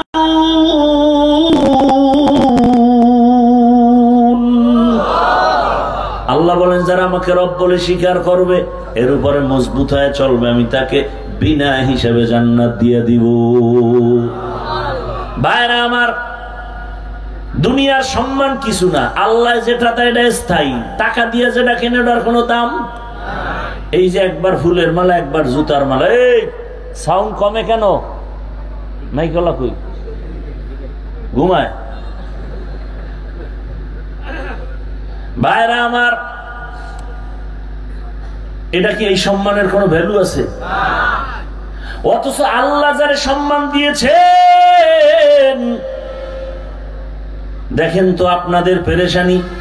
এক সময় জমজমাট ব্যবসা, এখন আবার হাঁটুর নিচে মাথা, কান্নাকাটির ব্যবস্থা, শান্তি নাই, ব্যবসা নাই, চাকরি নাই। আর যাদের কাছে রসুলের মোহাব্বত আর সুন্নত আছে, এদের কোনো পেরেশানি নাই। আমরা যে চেয়ারে বসছি, এই চেয়ারের কোনো মেয়াদ নাই। আছে? চেয়ারম্যানের চেয়ারের মেয়াদ শেষ, মেম্বারের চেয়ারের মেয়াদ শেষ, এমপির মেয়াদ শেষ। কোরআনওয়ালার চেয়ারের কোনো মেয়াদ আছে? নাই। এরা এত সম্মানে আছে, এরা দুনিয়ায় বাদশা, আখিরাতেও বাদশা। কিন্তু দুঃখ, এই জাতি ভালো করে চিনল না এই ওলামায়ে কেরাম তারা কারা, তারা কেমন। যদি চিনতো, আলেমের বিরুদ্ধে কথা বলতো না। ওলামায়ে কেরামে জাতির নিঃস্বার্থ বন্ধু। কারণ এই জাতিকে ওলামায়ে কেরাম যা দিয়েছে, খোদার কসম কেউ দেয় নাই। সব স্বার্থপর। 5 টাকা দিলে 10 টাকা নিয়ে নিছে, খবর নাই। কিন্তু ওলামায়ে কেরাম জীবন যৌবন সব এই মানুষের পেছনে ব্যয় করে। শুধু আমি একা? তাবলীগওয়ালাদের মেহনত, পীর মাশায়েখের মেহনত, নিজের সন্তান, ঘর, পরিবার, ব্যবসার খবর নাই। উম্মত নিয়ে ফিকির, এই উম্মতের কি হালাত। যেমন প্রমাণ আপনাদের দেই, লেখা রাখবেন, ভুলে যাবেন না ইতিহাস। মহামারী করোনা, ভুলে গেছেন? সেই সময় গোটা দুনিয়ার বাহাদুরের মাথা হাঁটুর তলে চলে গেল। করোনায় ধরছে বাবারে, কুলাঙ্গার 2 শিক্ষিত সন্তান মাস্ক লাগায় বসে আছে, কাছে যায় না, মরার ভয়। এক পর্যায়ে বাবায় মরে গেল।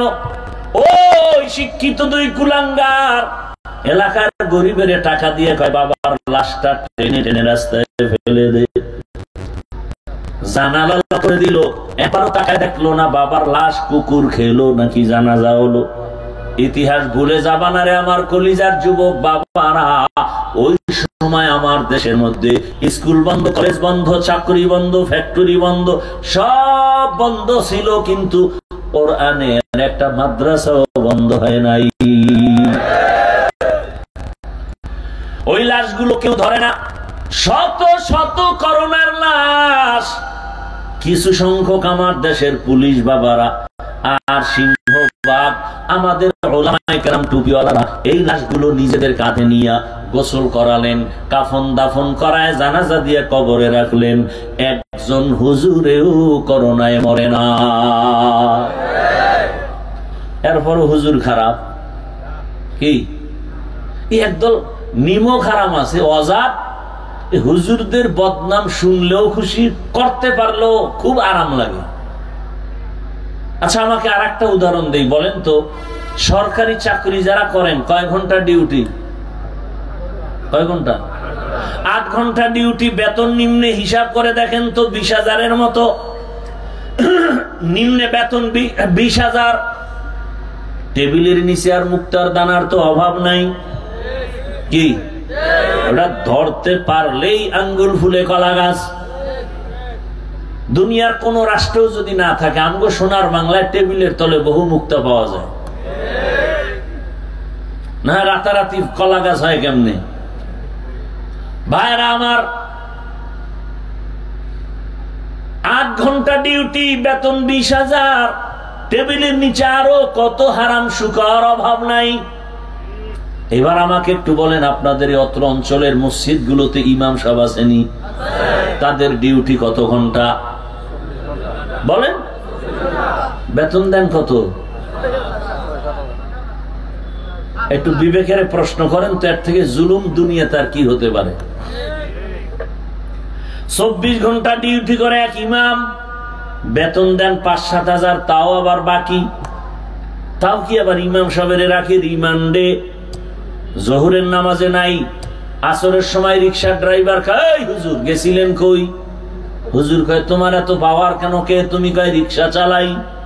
বলে, এত পাওয়ার কেন? বলে, মাসে 5 টাকা বেতন দেই। এরকম বেয়াদব আছে না নাই? সভাপতি 100 টাকা দেয়, সেক্রেটারি সাহেব সভাপতির থেকেও ধনী, সে দেয় মাত্র 50।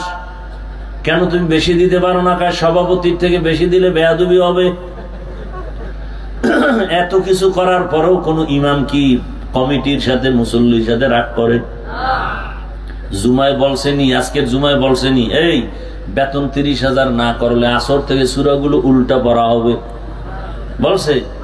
বরং মোনাজাত দিয়েই দোয়া করে, হে আল্লাহ, এলাকায় শান্তি দাও, ব্যবসায় বরকত দাও, কবরওয়ালাদের মাফ করো, অসুস্থ রোগীরে সুস্থ বানাও।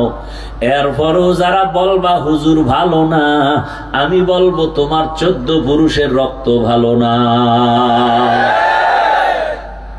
এলমেরা এজাজ করদান বেহিসাব, খলকেরা দান জওয়াবে বাসওয়াব, হক না দারদ দোস্তে খলকা জারেরা, নিস্তে ই খসলত কে দিনদারেরা।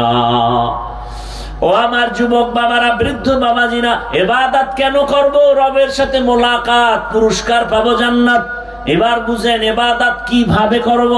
ডাক্তার সাহেবের পরামর্শে কয় না, প্রফেসর সাহেবের পরামর্শে বলে না। ইবাদত কিভাবে করবা?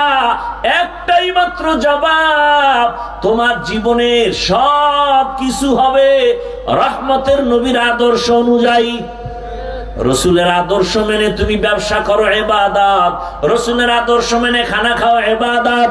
রসুলের সুন্নাত অনুযায়ী তুমি বাজারে যাও, ইবাদত।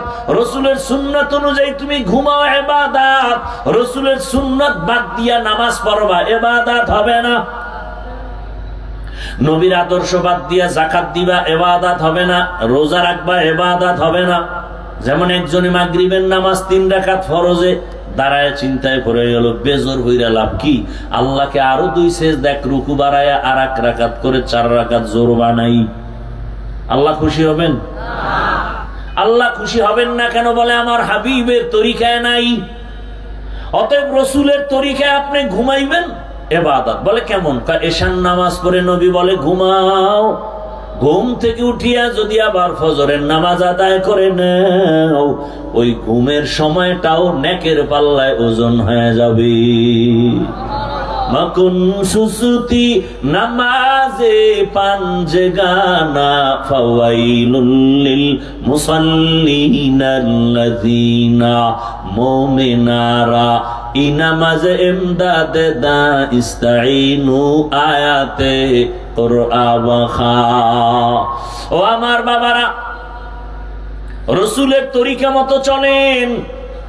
নবীজির আদর্শ নাই এমন কোন কাজ আছে নাকি? আঙ্গুলের নখগুলো কেমনে কাটবেন, এখানে নবীর আদর্শ আছে? এই আশেকে রসুল নাম দেশে সুন্নি মহাসম্মেলন। সুন্নি মানে কি? সুন্নত নাই, কথা হয় না। তো আঙ্গুলের নখের দিকে যার ডাহে তাকায় দেখেন তো, সুন্নি অনুযায়ী নখ হইছেনি।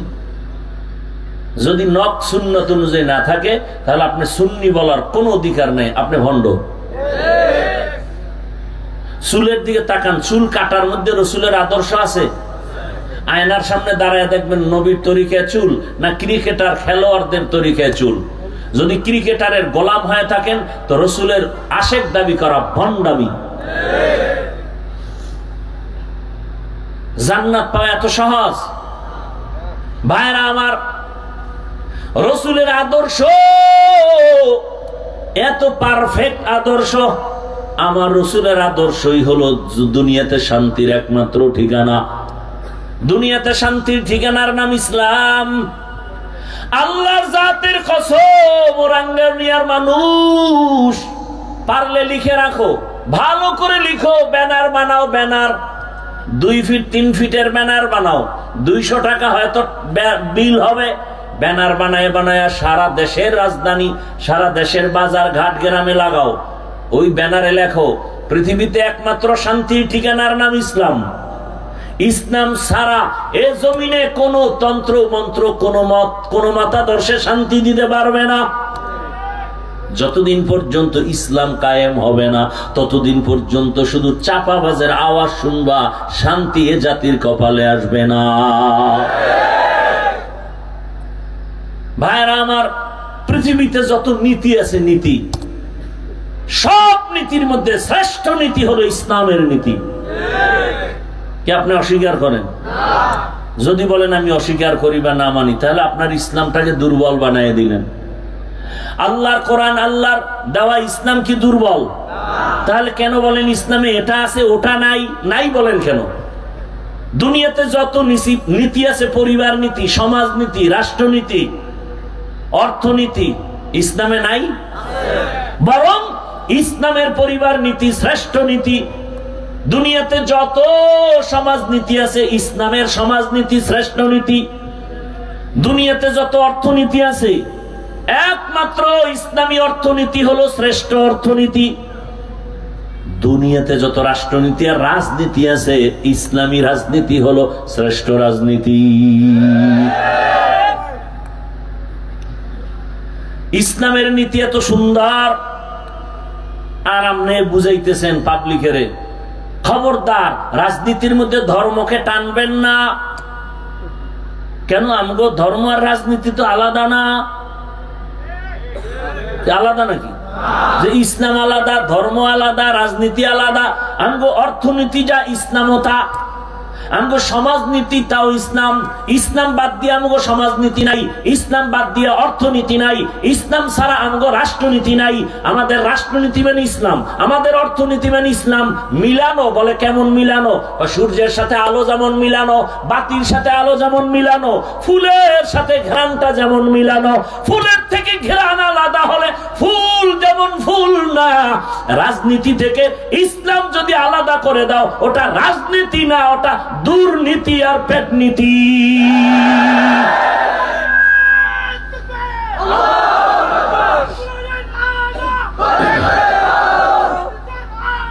ভাইরা আমার, ভালো করে বুঝার চেষ্টা করেন। আল্লাহর ইসলাম আমার দুর্বল না। আপনি যদি বলেন ইসলামে এটা আছে ওটা নাই, তার মানে আপনি ইসলামটাকে দুর্বল বানায় দিলেন। আমার ইসলাম তো চ্যালেঞ্জ করার ইসলাম, দুর্বল কেন? ইসলামটারে দুর্বল করবেন না। ভাই, এখানে বহু লোক, শুরুতেই বলছিলাম, অনেকে নামাজ আমরা পড়ি না, নাই? মাঝে মাঝে পড়ে, মাঝে মাঝে পড়ি না, আসি না? নাই? ভালো করে খেয়াল করেন, পয়েন্টটা মনে রাখবেন। নামাজ না পড়া এক জিনিস, নামাজ পছন্দ না করা আর একটা জিনিস। বলে আর একটা কি? যে নামাজ পড়ে না সে মুমিন, যে নামাজ পছন্দ করে না সে বেঈমান। ব্যবধান আছে না নাই? বুঝবো কেমনে? জিগাইলাম, এই ভাই নামাজ পড়ো না কেন? হুজুর চেষ্টা করি, মাঝে মাঝে পড়ি, পারি না, দোয়া করবেন, আরো চেষ্টা করব, মুমিন। আর এই বেচারা বলে, ভাই নামাজ পড়ো না কেন? না পড়লে অসুবিধা কি? তাজা বেঈমান। আপনি দাড়ি রাখেন না, ঝগড়া নাই, আপনি মুমিন, পারলে বুঝাবো, গালি দিব না। কিন্তু যদি দাড়ির বিরোধিতা করেন, আপনার সাথে আর কোনো ছাড় দেওয়ার সুযোগ নাই। আপনি পর্দা করেন না, ঝগড়া নাই, আপনি মুমিন, পারলে বুঝাবো।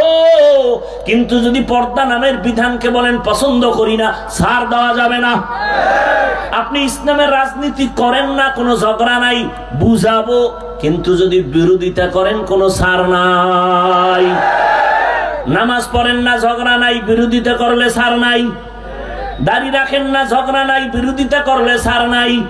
পর্দা করেন না, ঝগড়া নাই, বিরোধিতা করলে ছাড় নাই। আপনার এখানে নামাজ না পড়লেও তো আমগো ইসলাম ঠিক থাকবে নাকি? তা আপনি ইসলামটাকে দুর্বল করেন কেন? আপনার সামনে একজন কি ইসলামকে অপমান করে, আপনি ধরেন না কেন? যাই মিয়া, তুমি কি বলো আন্দাজি যে ধর্ম আর ইসলাম, রাজনীতি আলাদা, রাষ্ট্রনীতি আলাদা? সুলাইমান পয়গম্বর গোটা দুনিয়া পরিচালনা করেন নাই? ইউসুফ নবী মিশরের অর্থমন্ত্রী হয়ে দেশ চালান নাই? এগুলো কোরআনে নাই? তাহলে কেন বলেন আমাদের রাষ্ট্রনীতি আর ইসলাম আলাদা? এই ধুল, এই উল্টা পাল্টা মানুষের মেসেজ দূর করতে হবে, জেহেনকে ধোলাই করতে হবে, কঠিন ভাবে ধোলাই করতে হবে। আমাদের ইসলাম নীতির বাইরে না, সব নীতি আমাদের ইসলামী নীতি। মানে আলাদা করার এই সাহস কে দিল? আপনি নামাজ পড়েন না সেটা ভিন্ন, বিরোধিতা করলে ছাড় নাই, সেখানে যুদ্ধ হবে। যুদ্ধ তো তাদের জন্য যারা ইসলামের বিধান মানে না। নামাজ পড়েন না এটা এক জিনিস, বিরোধিতা করলে কিন্তু আর ছাড় নাই। দাড়ি রাখেন না, ধন্যবাদ, আপনাকে বুঝাবো, পাও ধরে বুকে লাগাবো, হাসি দিব। বিরোধিতা করলে আর কোনো ছাড় নাই। কথা বুঝাইতে পারলাম? আমি বর্তমান বাংলাদেশের ইসলামী রাজনীতির কোন দলের দায়িত্বশীল না, তার মানে কি আমি ইসলামের, আল্লাহর দিন, কোরআনের আইন আমি অমান্য করব?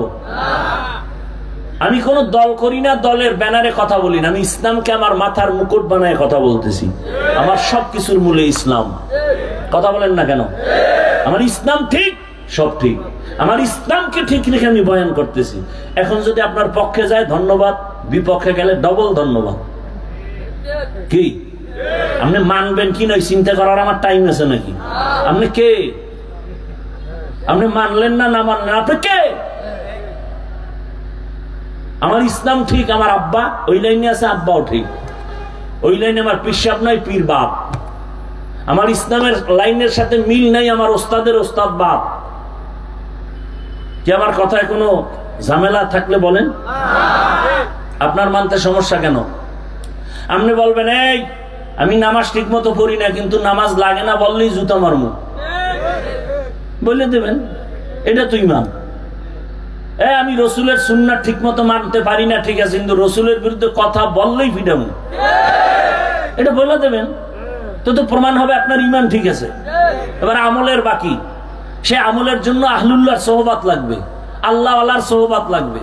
যারা বলে পীর মানি না, ওলিয়া উলিয়া মানি না, তারা আর একটা ভণ্ড। আসতে বলেন কেন? যারা বলে আমরা ওলিয়া উলিয়া মানি না, ওরা কোরআন মানে না, বুখারী শরীফ মানে না, ওরা ভণ্ড। ওদের যারা ভণ্ড বলে না, তারাও ভণ্ড। ওয়ামা খালাকতুল জিন্না ওয়াল ইনসা ইল্লা লিয়াবুদুন। আল্লাহর ইবাদতের জন্য আমাদের বানাইছেন। পানি পান করবেন, এই একটা বোতলে পানি নিছেন না, পানিটা আপনিও পান করবেন, আমিও পান করব। ইবাদত বানায় পান করেন, বলে কেমন? আপনি তো বাম হাতে বোতল নিয়ে ডান হাত দিয়ে এই মুখখাটারে খুলবেন, খুইলা বাম হাত দিয়ে একটা টান মারবেন, জাগাত নাই আধা লিটার।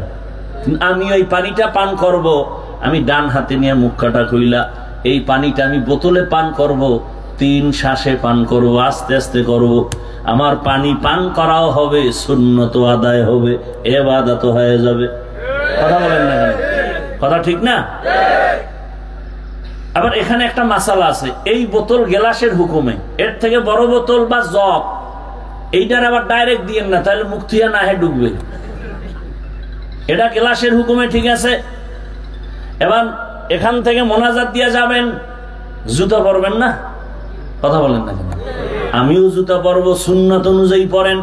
বলে কেমনে? বলে ডান জুতায় ডান পাও আগে ঢুকাও, এরপরে বাম জুতাটার মধ্যে বাম পাও ঢুকাও। দোনো জুতার মধ্যে পাও ঢুকছে নি, আগে ঢুকছে কোনটা? ডান পাও। এবার দোনো পাও ঢুকার পরে যখন কদম দিবেন, ডান পাও দিয়া কদম দিবেন সবার আগে, সুন্নত। আমল করা যাবে না ইনশাআল্লাহ? দেখেন এটা মানতে কষ্ট, একটু খেয়াল করে মানলেই হয়। আপনার এখান থেকে বাসায় যায় ফ্রেশ হবেন, ফ্রেশ হবেন না? ফ্রেশ আমিও বাসায় গিয়ে ফ্রেশ হব। কোথায় গিয়ে ফ্রেশ হবেন? বাসায়। বাসায় কোথায়? আরে বাসার মধ্যে আলাদা জায়গা আছে না? ওই জায়গাটার নাম কি? বেডরুম। কোন ওয়াশরুম, ওয়াশরুম, ওয়াশরুম মানে বাথরুম না। এটাকে আমিও চেষ্টা করি, আপনারাও করেন। বাথরুমকে ওয়াশরুম বানায়েন না। বাথরুম আলাদা, ওয়াশরুম আলাদা করেন। প্রয়োজনে মাঝখানে গ্লাস লাগান। বাথরুম এক সাইড, ওয়াশরুম আর এক সাইড। কারণ বাথরুম হলো জিন্নাতের আড্ডাখানা, জিন শয়তানের আড্ডাখানা। ওয়াশরুমে আপনি টুপি ছাড়া ঢুকেন, নিষেধ নাই, কিন্তু বাথরুমে টুপি ছাড়া ঢুকা যাবে না, খালি পায়ে ঢুকা যাবে না। বাথরুমে ঢুকতে গেলে হিসাব লাগাইতে হবে, আগে বাম পাও দাও, বের হতে গেলে ডান পাও। খালি মাথায় বাথরুমে যাওয়া যাবে না। আমরা সবাই বাথরুমের ওয়াশরুম বানাইয়া এবার জুতারও খবর নাই, টুপিরও খবর নাই। এমন নিম্ন চাপ শুরু হয়েছে, এক দৌড় যায় শীত হয়ে বেরিয়ে গেছে, পৈরাকে ধরে দেয় নাই, মাথা ফাইটে গেছে। সুন্নাত অনুযায়ী বাথরুমে যাবেন, কোন দুর্ঘটনা হবে না ইনশাআল্লাহ। বাথরুমে কোন পাও দিয়ে ঢুকবেন? না লাফ দিয়ে দোনো ভাও একসাথে দিবেন? বাম পা দিয়া ঢুকবেন, ডান পা দিয়া বের হবেন। নবী বলেন বাথরুমে ঢুইকা বাম পায়ের উপরে ভর করে বসবে, এটা সুন্নত। বাথরুমে গিয়ে বসবেন না খাড়ায় থাকবেন? বসেন কিনা এটাও তো চেয়ার বাইর হইছে না, চেয়ারের মধ্যে বয়ে বইয়া বাস আরামে কামও সারবে, পত্রিকাও পড়বে। আল্লাহ হেদায়াত দান করে। হায় হায়। তাহলে বাম পা দিয়া ঢুকবেন, ডান পা দিয়া বের হবেন, বাম পায়ের উপরে বসবেন, হাঁটুর উপরে কাপড় উঠানো যাবে না। মক্কার বেঈমানরা কয় তোমগো নবী কেমন নবী, বাথরুমের নিয়ম শিখায়। রহমতের নবীর সাহাবায়ে কেরাম বলে আমগো নবী এমন নবী, পানি ব্যবহারেরও নিয়ম শিখায়। বাথরুমে গিয়া কেমনে বসবো নবী তাও শিখাইছেন। পানি খরচ করবো কিভাবে তাও রাসূল শিখাইছেন। খানা খাইতে বসবেন, লোকমাটা কেমনে দিবেন নবী তাও শিখাইছেন। খানা খাইতে বসো, সুন্নাত অনুযায়ী দোনো হাতের কবজা ধুইয়া লও। এটার কি বলেন আপনারা? দোনো হাতের কবজা ধুইয়া খাইতে বসবেন সুন্নত। তবে যেই প্লেটে খানা নিবেন ওই প্লেটে হাত ধুইবেন না, অন্য প্লেটে ধুইবেন। এরপরে ডান দিক থেকে খানা শুরু করবেন, দস্তারখান বিছাবেন। এরপরে খানা খাইয়ার আগে বিসমিল্লাহ বলবেন, ফাঁকে ফাঁকে বলবেন লাকাল হামদু ওয়া লাকাশ শুকর। খানা শেষ, এরপরে আবার দোনো হাতের কবজা অন্য পাত্রে ধুইবেন, খানার প্লেটে না। আর খানার মধ্যে যে জুটা হবে, কাটা জুটা, এটা পানির মধ্যে ফেলবেন না। এটা জিনের খানা, কুকুরের খানা, বিড়ালের খানা। বাহিরে একটা নিরাপদ জায়গা রাখবেন, বিড়াল খাবে, কুকুর খাবে, না হয় জিনেরা খাবে। পানির মধ্যে ফেলে জুলুম করা যাবে না, ওদের মজা নষ্ট করা যাবে না। খবরদার আজকে এই সুন্নাতটার ওয়াদা করে যান যে ইনশাআল্লাহ জুটা কাটা পানিতে ফেলবো না। পারেন না ইনশাআল্লাহ? আল্লাহ কবুল করেন। তো দেখেন তো রসুলের সুন্নাত মানা কষ্ট, রসুলের আদর্শই শান্তি। 5 বার উযু বানাবেন, দেখবেন নিজের শরীরটা ফ্রেশ লাগে। আর যারা উযু টুজু নাই, নামাজ নাই, এগো পাশে দাঁড়ান যাইবো, এটা প্রস্রাব করে লয় না পানি আছে না নাই? উযু নাই, এরপরে শরীরের পোশাক ধোয় না কত মাস।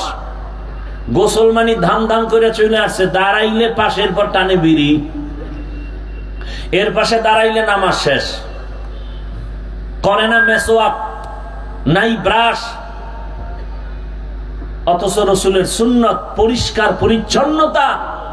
ইসলাম তো অপরিষ্কার না, ইসলাম তো পরিষ্কার পরিচ্ছন্ন। লা ঈমান লিমান লা তাহারাতা লা। নবী বলেন যার পরিষ্কার পরিচ্ছন্নতার দিকে চিন্তা নাই, তার ঈমানের দুর্বলতা চলে আসবে। ভাইরা আমার, তো ইবাদত হলো আল্লাহর হুকুম বাস্তবায়ন করার নাম ইবাদত। প্রত্যেকটা ক্ষেত্রে ইবাদত কেন করব? আল্লাহর মোলাকাত আর জান্নাত, আমার পুরস্কার পাওয়ার জন্য। ইবাদত কোন সিস্টেমে হবে? একমাত্র মদিনাওয়ালা রাসূলের আদর্শ অনুযায়ী ইবাদত হবে। এরে আল্লাহর বান্দারা, ও যুবক বাবা, ও পর্দার আড়ালের মা বোনেরা, বৃদ্ধ বাবাজিরা, বয়ান তো আপনারা শুরুতেই বলছিলাম আপনারা বয়ান জানেন, একটু বুঝটা ঠিক করেন। এত বয়ান শুনে লাভ কি হবে? বাবা যদি নামাজ না পড়েন কোনো লাভ নাই।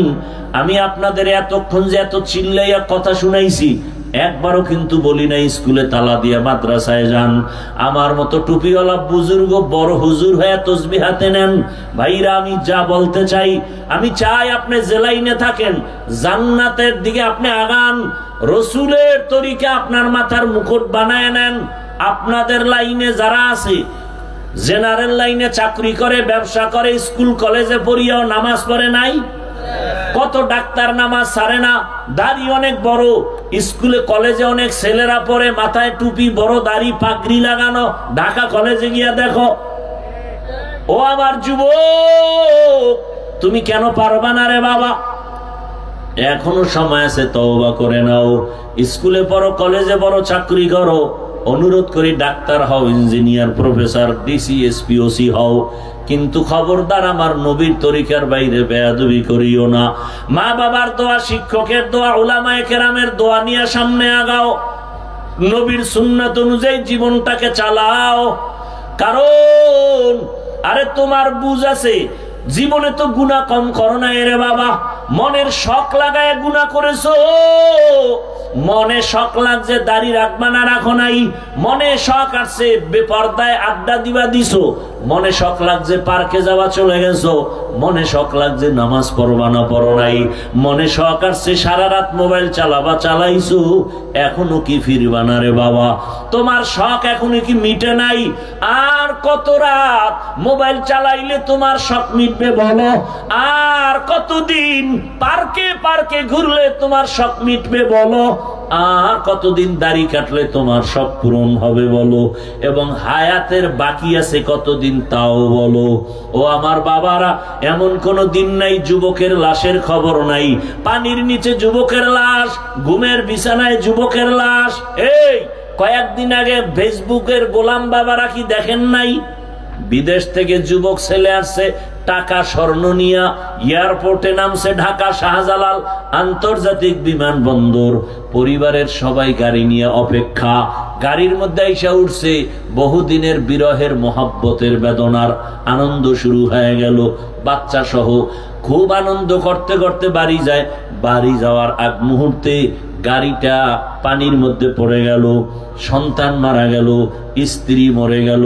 ওই আল্লাহর বান্দা মিডিয়ার সামনে এমন কান্নার আওয়াজ, বলে মানুষ বিবাহ করিয়া খাইয়া না খাইয়া আনন্দে কাটায়, স্ত্রী সন্তান থাকে, কিন্তু আমার কপাল কেন এত খারাপ? সব ছেড়ে গেলাম বিদেশে টাকা কামাই করতে, কিন্তু আজ আমি স্বর্ণ অলংকার নিয়ে আসছি, ঘরে থাকবো, কত আনন্দ করব, কিন্তু আমার কপাল বড় খারাপ। আমার হাতের উপরে আমার বাচ্চাটা মরে গেল, আমার চোখের সামনে স্ত্রী মরে গেল। আমি এখন কোন ঘরে গিয়া যাব? আমি ঘরে গেলেই তো দেখি আমার ঘর আছে, কিন্তু ঘরের আনন্দ দেওয়ার বাচ্চাও নাই, ঘরের মধ্যে বাতি জ্বালাবার আমার স্ত্রীও নাই। এমন কান্নার আওয়াজ। কয়েক বছর আগে আমার দেশে চিত্রাং নামের একটা তুফান হয়েছিল ডিসেম্বরে। বহু আগে এমন তুফান। একটা যুবক ছেলে 8 বছর চাকরি করে বিদেশ থেকে আসছে, আইসা দোতলা একটা বিল্ডিং ডুপ্লেক্স বানাইছে। আগামী শুক্রবার বিল্ডিং এ উঠবে, হুজুরকে দাওয়াত দিছে, মাত্র 2-3 দিন বাকি। দ্রুত মিস্ত্রি কাজ করতেছে। পাশে একটা টিনের ঘর, ওই ঘরে গিয়ে রাতে ঘুমায়। মিস্ত্রি কাজ করে দিন রাত্র 24 ঘন্টা। ওর 8 বছরের টোটাল কামাই এই বিল্ডিং এর ভেতরে। কিন্তু 2 দিন আগেই তুফান যখন শুরু হয়ে গেল, বিল্ডিং এর পাশে টিনের ঘর, একটা চোখের উপরে ওই যুবক, তার স্ত্রী আর বাচ্চাটা মাঝখানে 3 জন সমানভাবে ঘুমাচ্ছে।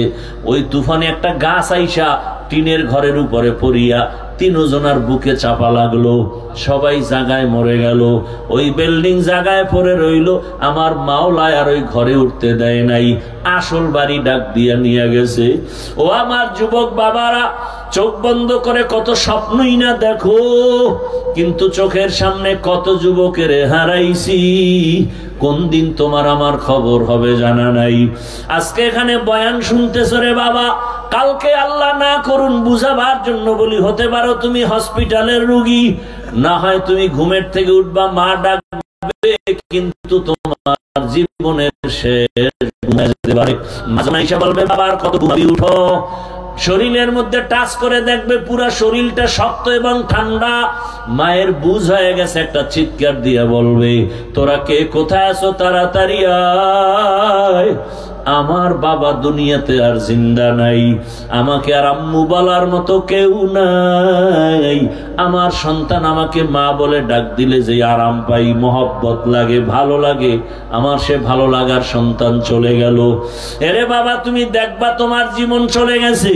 এখন তোমার আপন জনেরা গায়ের গেঞ্জিটা বেলেট দিয়া কেটে কেটে রেখে দিবে, হাতের ঘড়িটা আর একজনে হাতে দিয়া বলবে এটা হাফিজুর রহমানের ঘড়ি না, এটা এখন আমার ঘড়ি। তোমার আপন বন্ধুটা মোবাইলের নাম্বারটা কেটে দিয়া বলবে বন্ধু নাই, নাম্বারও রেখে কোনো লাভ নাই। তোমার বাবা কান্না করে টেলিফোন করে বলবে ইমাম সাহেব জানাজা না দিয়া কোথাও যাবেন না, আমার সন্তান মরিয়া গেল। কাউকে বলবে বাজারে যাও কাফন কিনে আনো, কাউকে বলবে তাড়াতাড়ি বাঁশবাগানে যাও কবর খনন করো, কাহাকেও বলবে আবার ঘরের পেছনে তাড়াতাড়ি একটা টুল সাজাইয়া মশারি টানা, গরম পানি কর, শেষ গোসলটা দেওয়ার জন্য। সবাই বলবে ঘর থেকে লাশটা নামাও, আমার আরামের বিছানাটা কই, আরামের বিছানা থেকে টেনে টেনে নামাইয়া ওই খাটের উপরে শোয়াইয়া গরম পানি দিয়া গোসল করাইয়া কাফন পরাবে। খাটিয়ায় উঠাইয়া যখন জানাজার ময়দানে নিবে, জানালা দিয়া মা ডাকবে আর বলবে আবার বাবারে কই দাও, আমার বাবার চেহারাটা শেষবারের মতো দেখাও। আমারে মা বলিয়া ডাকতো, কত আরাম লাগতো, মজা লাগতো। আজ আমার বাবায় নাই, আমাকে মা বলে ডাক দেওয়ার হলো না। ওই মার থেকে বিদায় নিয়ে জানাজা পড়াইয়া এমন এক বাগানে কবর খনন করবে যেখানে দিনের বেলাও যাইতে বড় ভয় লাগে। ওই কবরে রাখার পরে মাটি দিয়া সবাই যখন চলে যাবে, দুইজন ফেরেশতা প্রশ্ন করার জন্য হাজির হবে। ও আল্লাহর বান্দারা, তিনটা প্রশ্ন সবার বেলায়, রবের পরিচয় দাও, ধর্মের পরিচয় দাও, রহমতের নবীর পরিচয় দাও। ওই প্রশ্নের জবাব যারা দিতে পারবে, আমার আল্লাহ কুদরতি আওয়াজ দিয়া বলবেন এর কবর জান্নাতের বিছানা দিয়া দাও, জান্নাতের সাথে রাস্তা খুলে দাও। কিন্তু জানি না কি হালাত হবে যারা বেনামাজি হইয়া কবরের দিকে রওনা দিলাম। আজরাইল আসিয়া ধাক্কা দিয়া যখন নিয়ে যাবে, যদি বেনামাজি হালাতে রুহুটা চলে যায়, গুনাহ অবস্থায় চলে যায়, ওই কবরে যখন রেখে সবাই বিদায় নিবে, প্রশ্ন যখন হবে, নাফরমান বেনামাজি গুনাহগারেরা জবাব দিতে পারবে না, বারবার বলবে হা হা লা আদরি, আফসোস আমি কিছুই জানি না, কিছুই জানি না। রহমতের নবী বলেন গাইবী আওয়াজ, আমার আল্লাহ বলবে রে ফেরেশতা এই নাফরমানের ধর, এরে দুনিয়াতে আমি কম সুযোগ দেই নাই। আমার দেওয়া পানি, আমার দেওয়া সূর্যের আলো, চাঁদের আলো, জমিনের ফসল, গাছের ফল সব ভোগ করলো, কিন্তু আমার হুকুম মতো নামাজ আদায় করে নাই। এখন আর দেরি করা যাবে না, কবরের সাথে জাহান্নামের সাথে রাস্তা বানায় দাও। আল্লাহ বলবে রে কবরের মাটি, এই নাফরমান গুনাহগারের দুই দিক থেকে জোরে জোরে চাপ দাও। এত জোরে চাপ দিবে পাজরের হাড় চুরমার হয়ে যাবে। ও আল্লাহর বান্দারা, রহমতের নবীর কান্নার আওয়াজ, আমার নবীও কাঁদে, আমার উম্মতের কি উপায় হবে? ও আমার নবীর আশিক, এখনো কি তওবা করবা না রে বাবা? দুই ফোঁটা চোখের পানি ছেড়ে গুনার কথা স্মরণ করে আল্লাহর কাছে তওবা করো, ক্ষমা চাও, মনে মনে ডাকো আর বলো হে মালিক, এই ময়দানে আমার মতো গুনাহগার কেউ নাই। ও আল্লাহ, আমার গুনার কারণে আমার হাত না পাক, আমার চোখ না পাক, আমার জিহ্বা না পাক, আমার অন্তর না পাক। আমার গুনার খবর আমার মা বাবা ভাই বোনেরা কেউ জানে না। যদি জানতো কেউ মায়ার নজরে দেখতো না। ও আল্লাহ, তুমি কেমন দয়ার মালিক। এত গুনাহ করেছি, তুমি দেখছো, তুমি জানো কোথায় কতটা গুনাহ করেছি। ও আল্লাহ, তুমি রাগ করিয়া কখনো পানিও বন্ধ করো নাই, খানা বন্ধ করো নাই, সম্মানের জায়গা থেকে ফালাইয়া দাও নাই। আজকে তওবার নিয়ত করে ফেললাম, আমার মতো বান্দা যদি জেনারেল লাইনে থাকিয়া নামাজ পড়ে আমি কেন পারবো না? আমার মতো যুবক যদি চাকরি করে, নামাজ পড়ে, নামাজ পড়ে,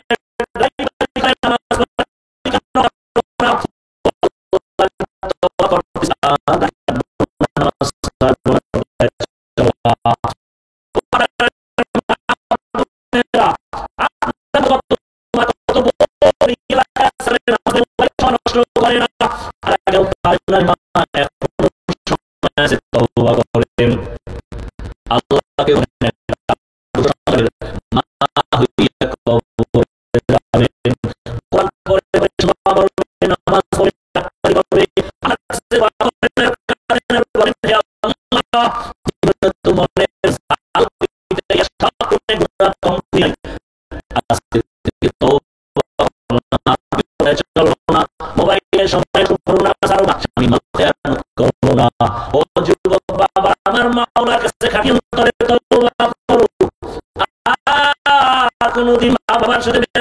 শিক্ষকের দোয়া নিয়া, উলামায়ে কেরামের দোয়া পরামর্শ নিয়া নবীর আদর্শ মেনে চলবা, আর গুনার কাছেও যাবা না।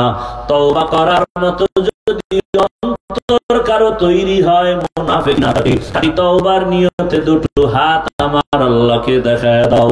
আয় আল্লাহ, হাতগুলো কবুল করে নেন, তওবা কবুল করে নেন, তওবার উপরে মজবুত হইয়া চলার তৌফিক দান করেন, আমিন।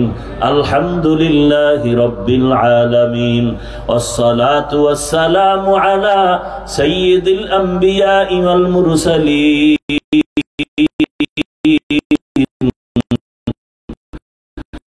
ওয়া আলা আলিহি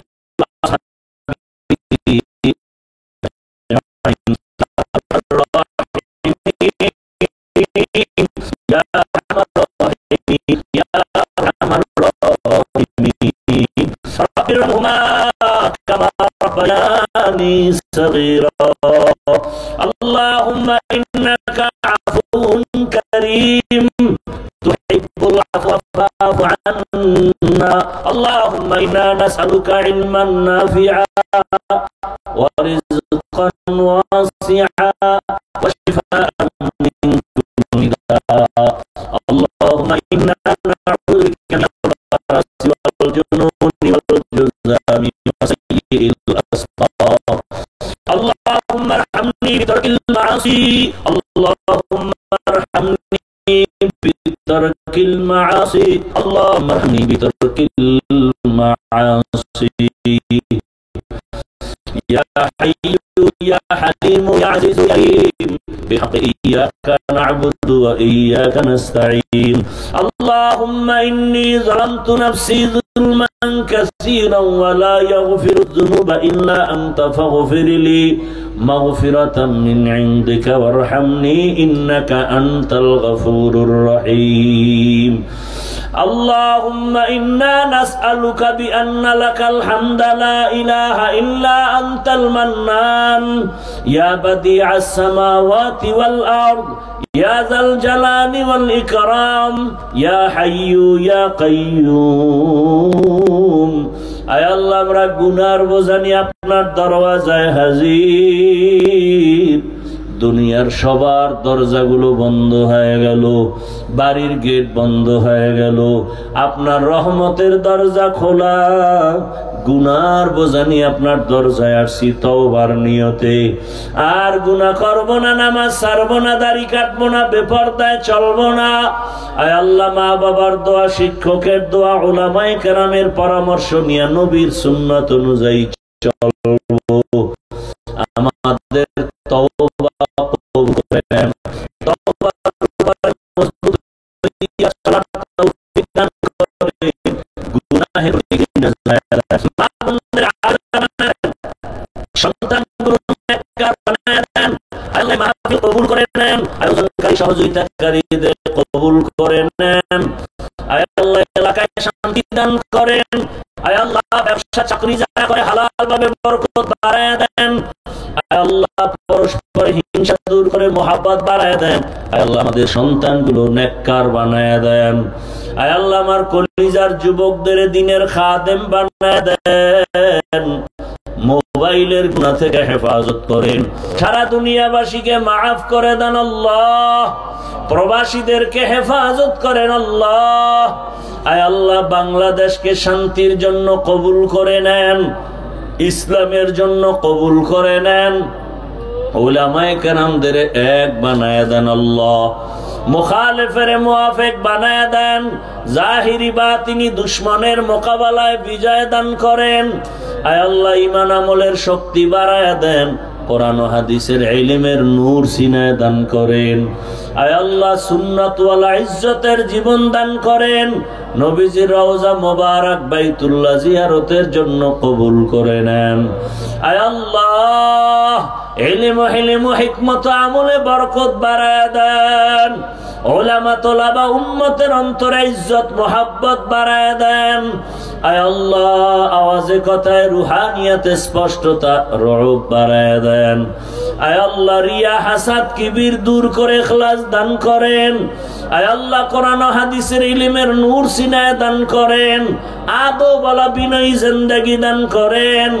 আয় আল্লাহ, আমরা যারা হাত তুলেছি জানি না ময়দানে কারাইয়াতি আর কোনদিন বাবা দেখবে না, বাবা বলে ডাক দিতে পারবে না। আয় আল্লাহ, অনেকে মা হারা, অনেকে ভাই হারা, অনেকে আপনজন হারা। আয় আল্লাহ, মেহেরবানি করে সবার কবর জান্নাতের ফয়সালা করে দেন। আম্বিয়ায়ে কেরাম, সাহাবায়ে কেরাম, শুহাদায়ে কেরাম, আউলিয়ায়ে কেরাম, আসাতিজায়ে কেরামদের মাকাম জান্নাতে উঁচু বানায় দেন। আয় আল্লাহ তাআলা, যারা বেঁচে আছেন দীর্ঘ নেক হায়াত দান করেন। আয় আল্লাহ, যারা অসুস্থ, সুস্থতার সাথে কবুল করে নেন। সুস্থতার নিয়ামত বাড়ায় দেন। আয় আল্লাহ, সুস্থতার সাথে নেক হায়াত দান করেন। আয় আল্লাহ, দিনের প্রত্যেকটা খেদমত ইখলাসের সাথে পূর্ণের ব্যবস্থা করে দেন। মাদ্রাসা মসজিদ গুলো কবুল করে নেন। ওস্তাদ ছাত্র কমিটি মুহিব্বিন মুতাআল্লিকিনদের কবুল করে নেন। মুখালিফের মুআফিক বানায় দেন। বাতিলের মোকাবেলায় বিজয় দান করেন। জাহেরি বাতিনি দুশমনের মোকাবেলায় বিজয় দান করেন। আয় আল্লাহ, কুদরতের দ্বারা নিরাপদে গন্তব্যে পৌঁছার তৌফিক দান করেন। আয় আল্লাহ, সারা দুনিয়ায় খেদমতের জন্য কবুল করে নেন। ইজ্জতের জিন্দেগি দান করেন। সুন্নাত ওয়ালা জীবন দান করেন। আয় আল্লাহ, ইখলাসের জিন্দেগি দান করেন। আয় আল্লাহ তাআলা, সুস্থতার সাথে কবুল করে নেন। আয় আল্লাহ, দিলের নেক আশা পূরণ করে দেন। গুনাহের প্রতি ঘৃণা জন্মায় দেন। আয় আল্লাহ, নারীদের ফিতনা থেকে হেফাজত করেন। আয় আল্লাহ, সমস্ত ফিতনা থেকে বেঁচে থাকার তৌফিক দান করেন। আয় আল্লাহ, আমাদের সবাইকে দ্বীনের খাদেম বানায় দেন। আয় আল্লাহ, চলার পথে ইজ্জতের সাথে হেফাজত করেন। আমাদের জানমাল আহাল পরিবার হেফাজতের ব্যবস্থা করে দেন। আয় আল্লাহ, মেহেরবানি করে ইলমের নূর দিয়া সিনাটা ভরপুর করে দেন। আল্লাহুম্মা নব্বির কুলুবানা বিনূরি মারিফাতিক। আল্লাহুম্মা তাহহির কুলুবানা আন গায়রিক। ইয়া আল্লাহু ইয়া আল্লাহু ইয়া আল্লাহ। আয় আল্লাহ আপনার খাস ওলিদের বন্ধু বানায় দেন, আমাদের জাহের বাতেনকে পরিশুদ্ধ করার ব্যবস্থা করে দেন। আয় আল্লাহ সমস্ত নেক আমলগুলো দাইমি ভাবে ইখলাস ও আজমতের সাথে আদায় করার তৌফিক দান করেন। আয় আল্লাহ আমাদের জান মালা হাল পরিবার হেফাজত করেন। আয় আল্লাহ তাআলা কুদরতের দ্বারা নবীজির মুহাব্বতে আমাদের দোয়া কবুল করে নেন। সাল্লাল্লাহু তাআলা আলা খাইরি খালকিহি মুহাম্মাদ ওয়া আলিহি ওয়া আসহাবিহি আজমাইন। আমিন আমিন আমিন বিরহমাতিকা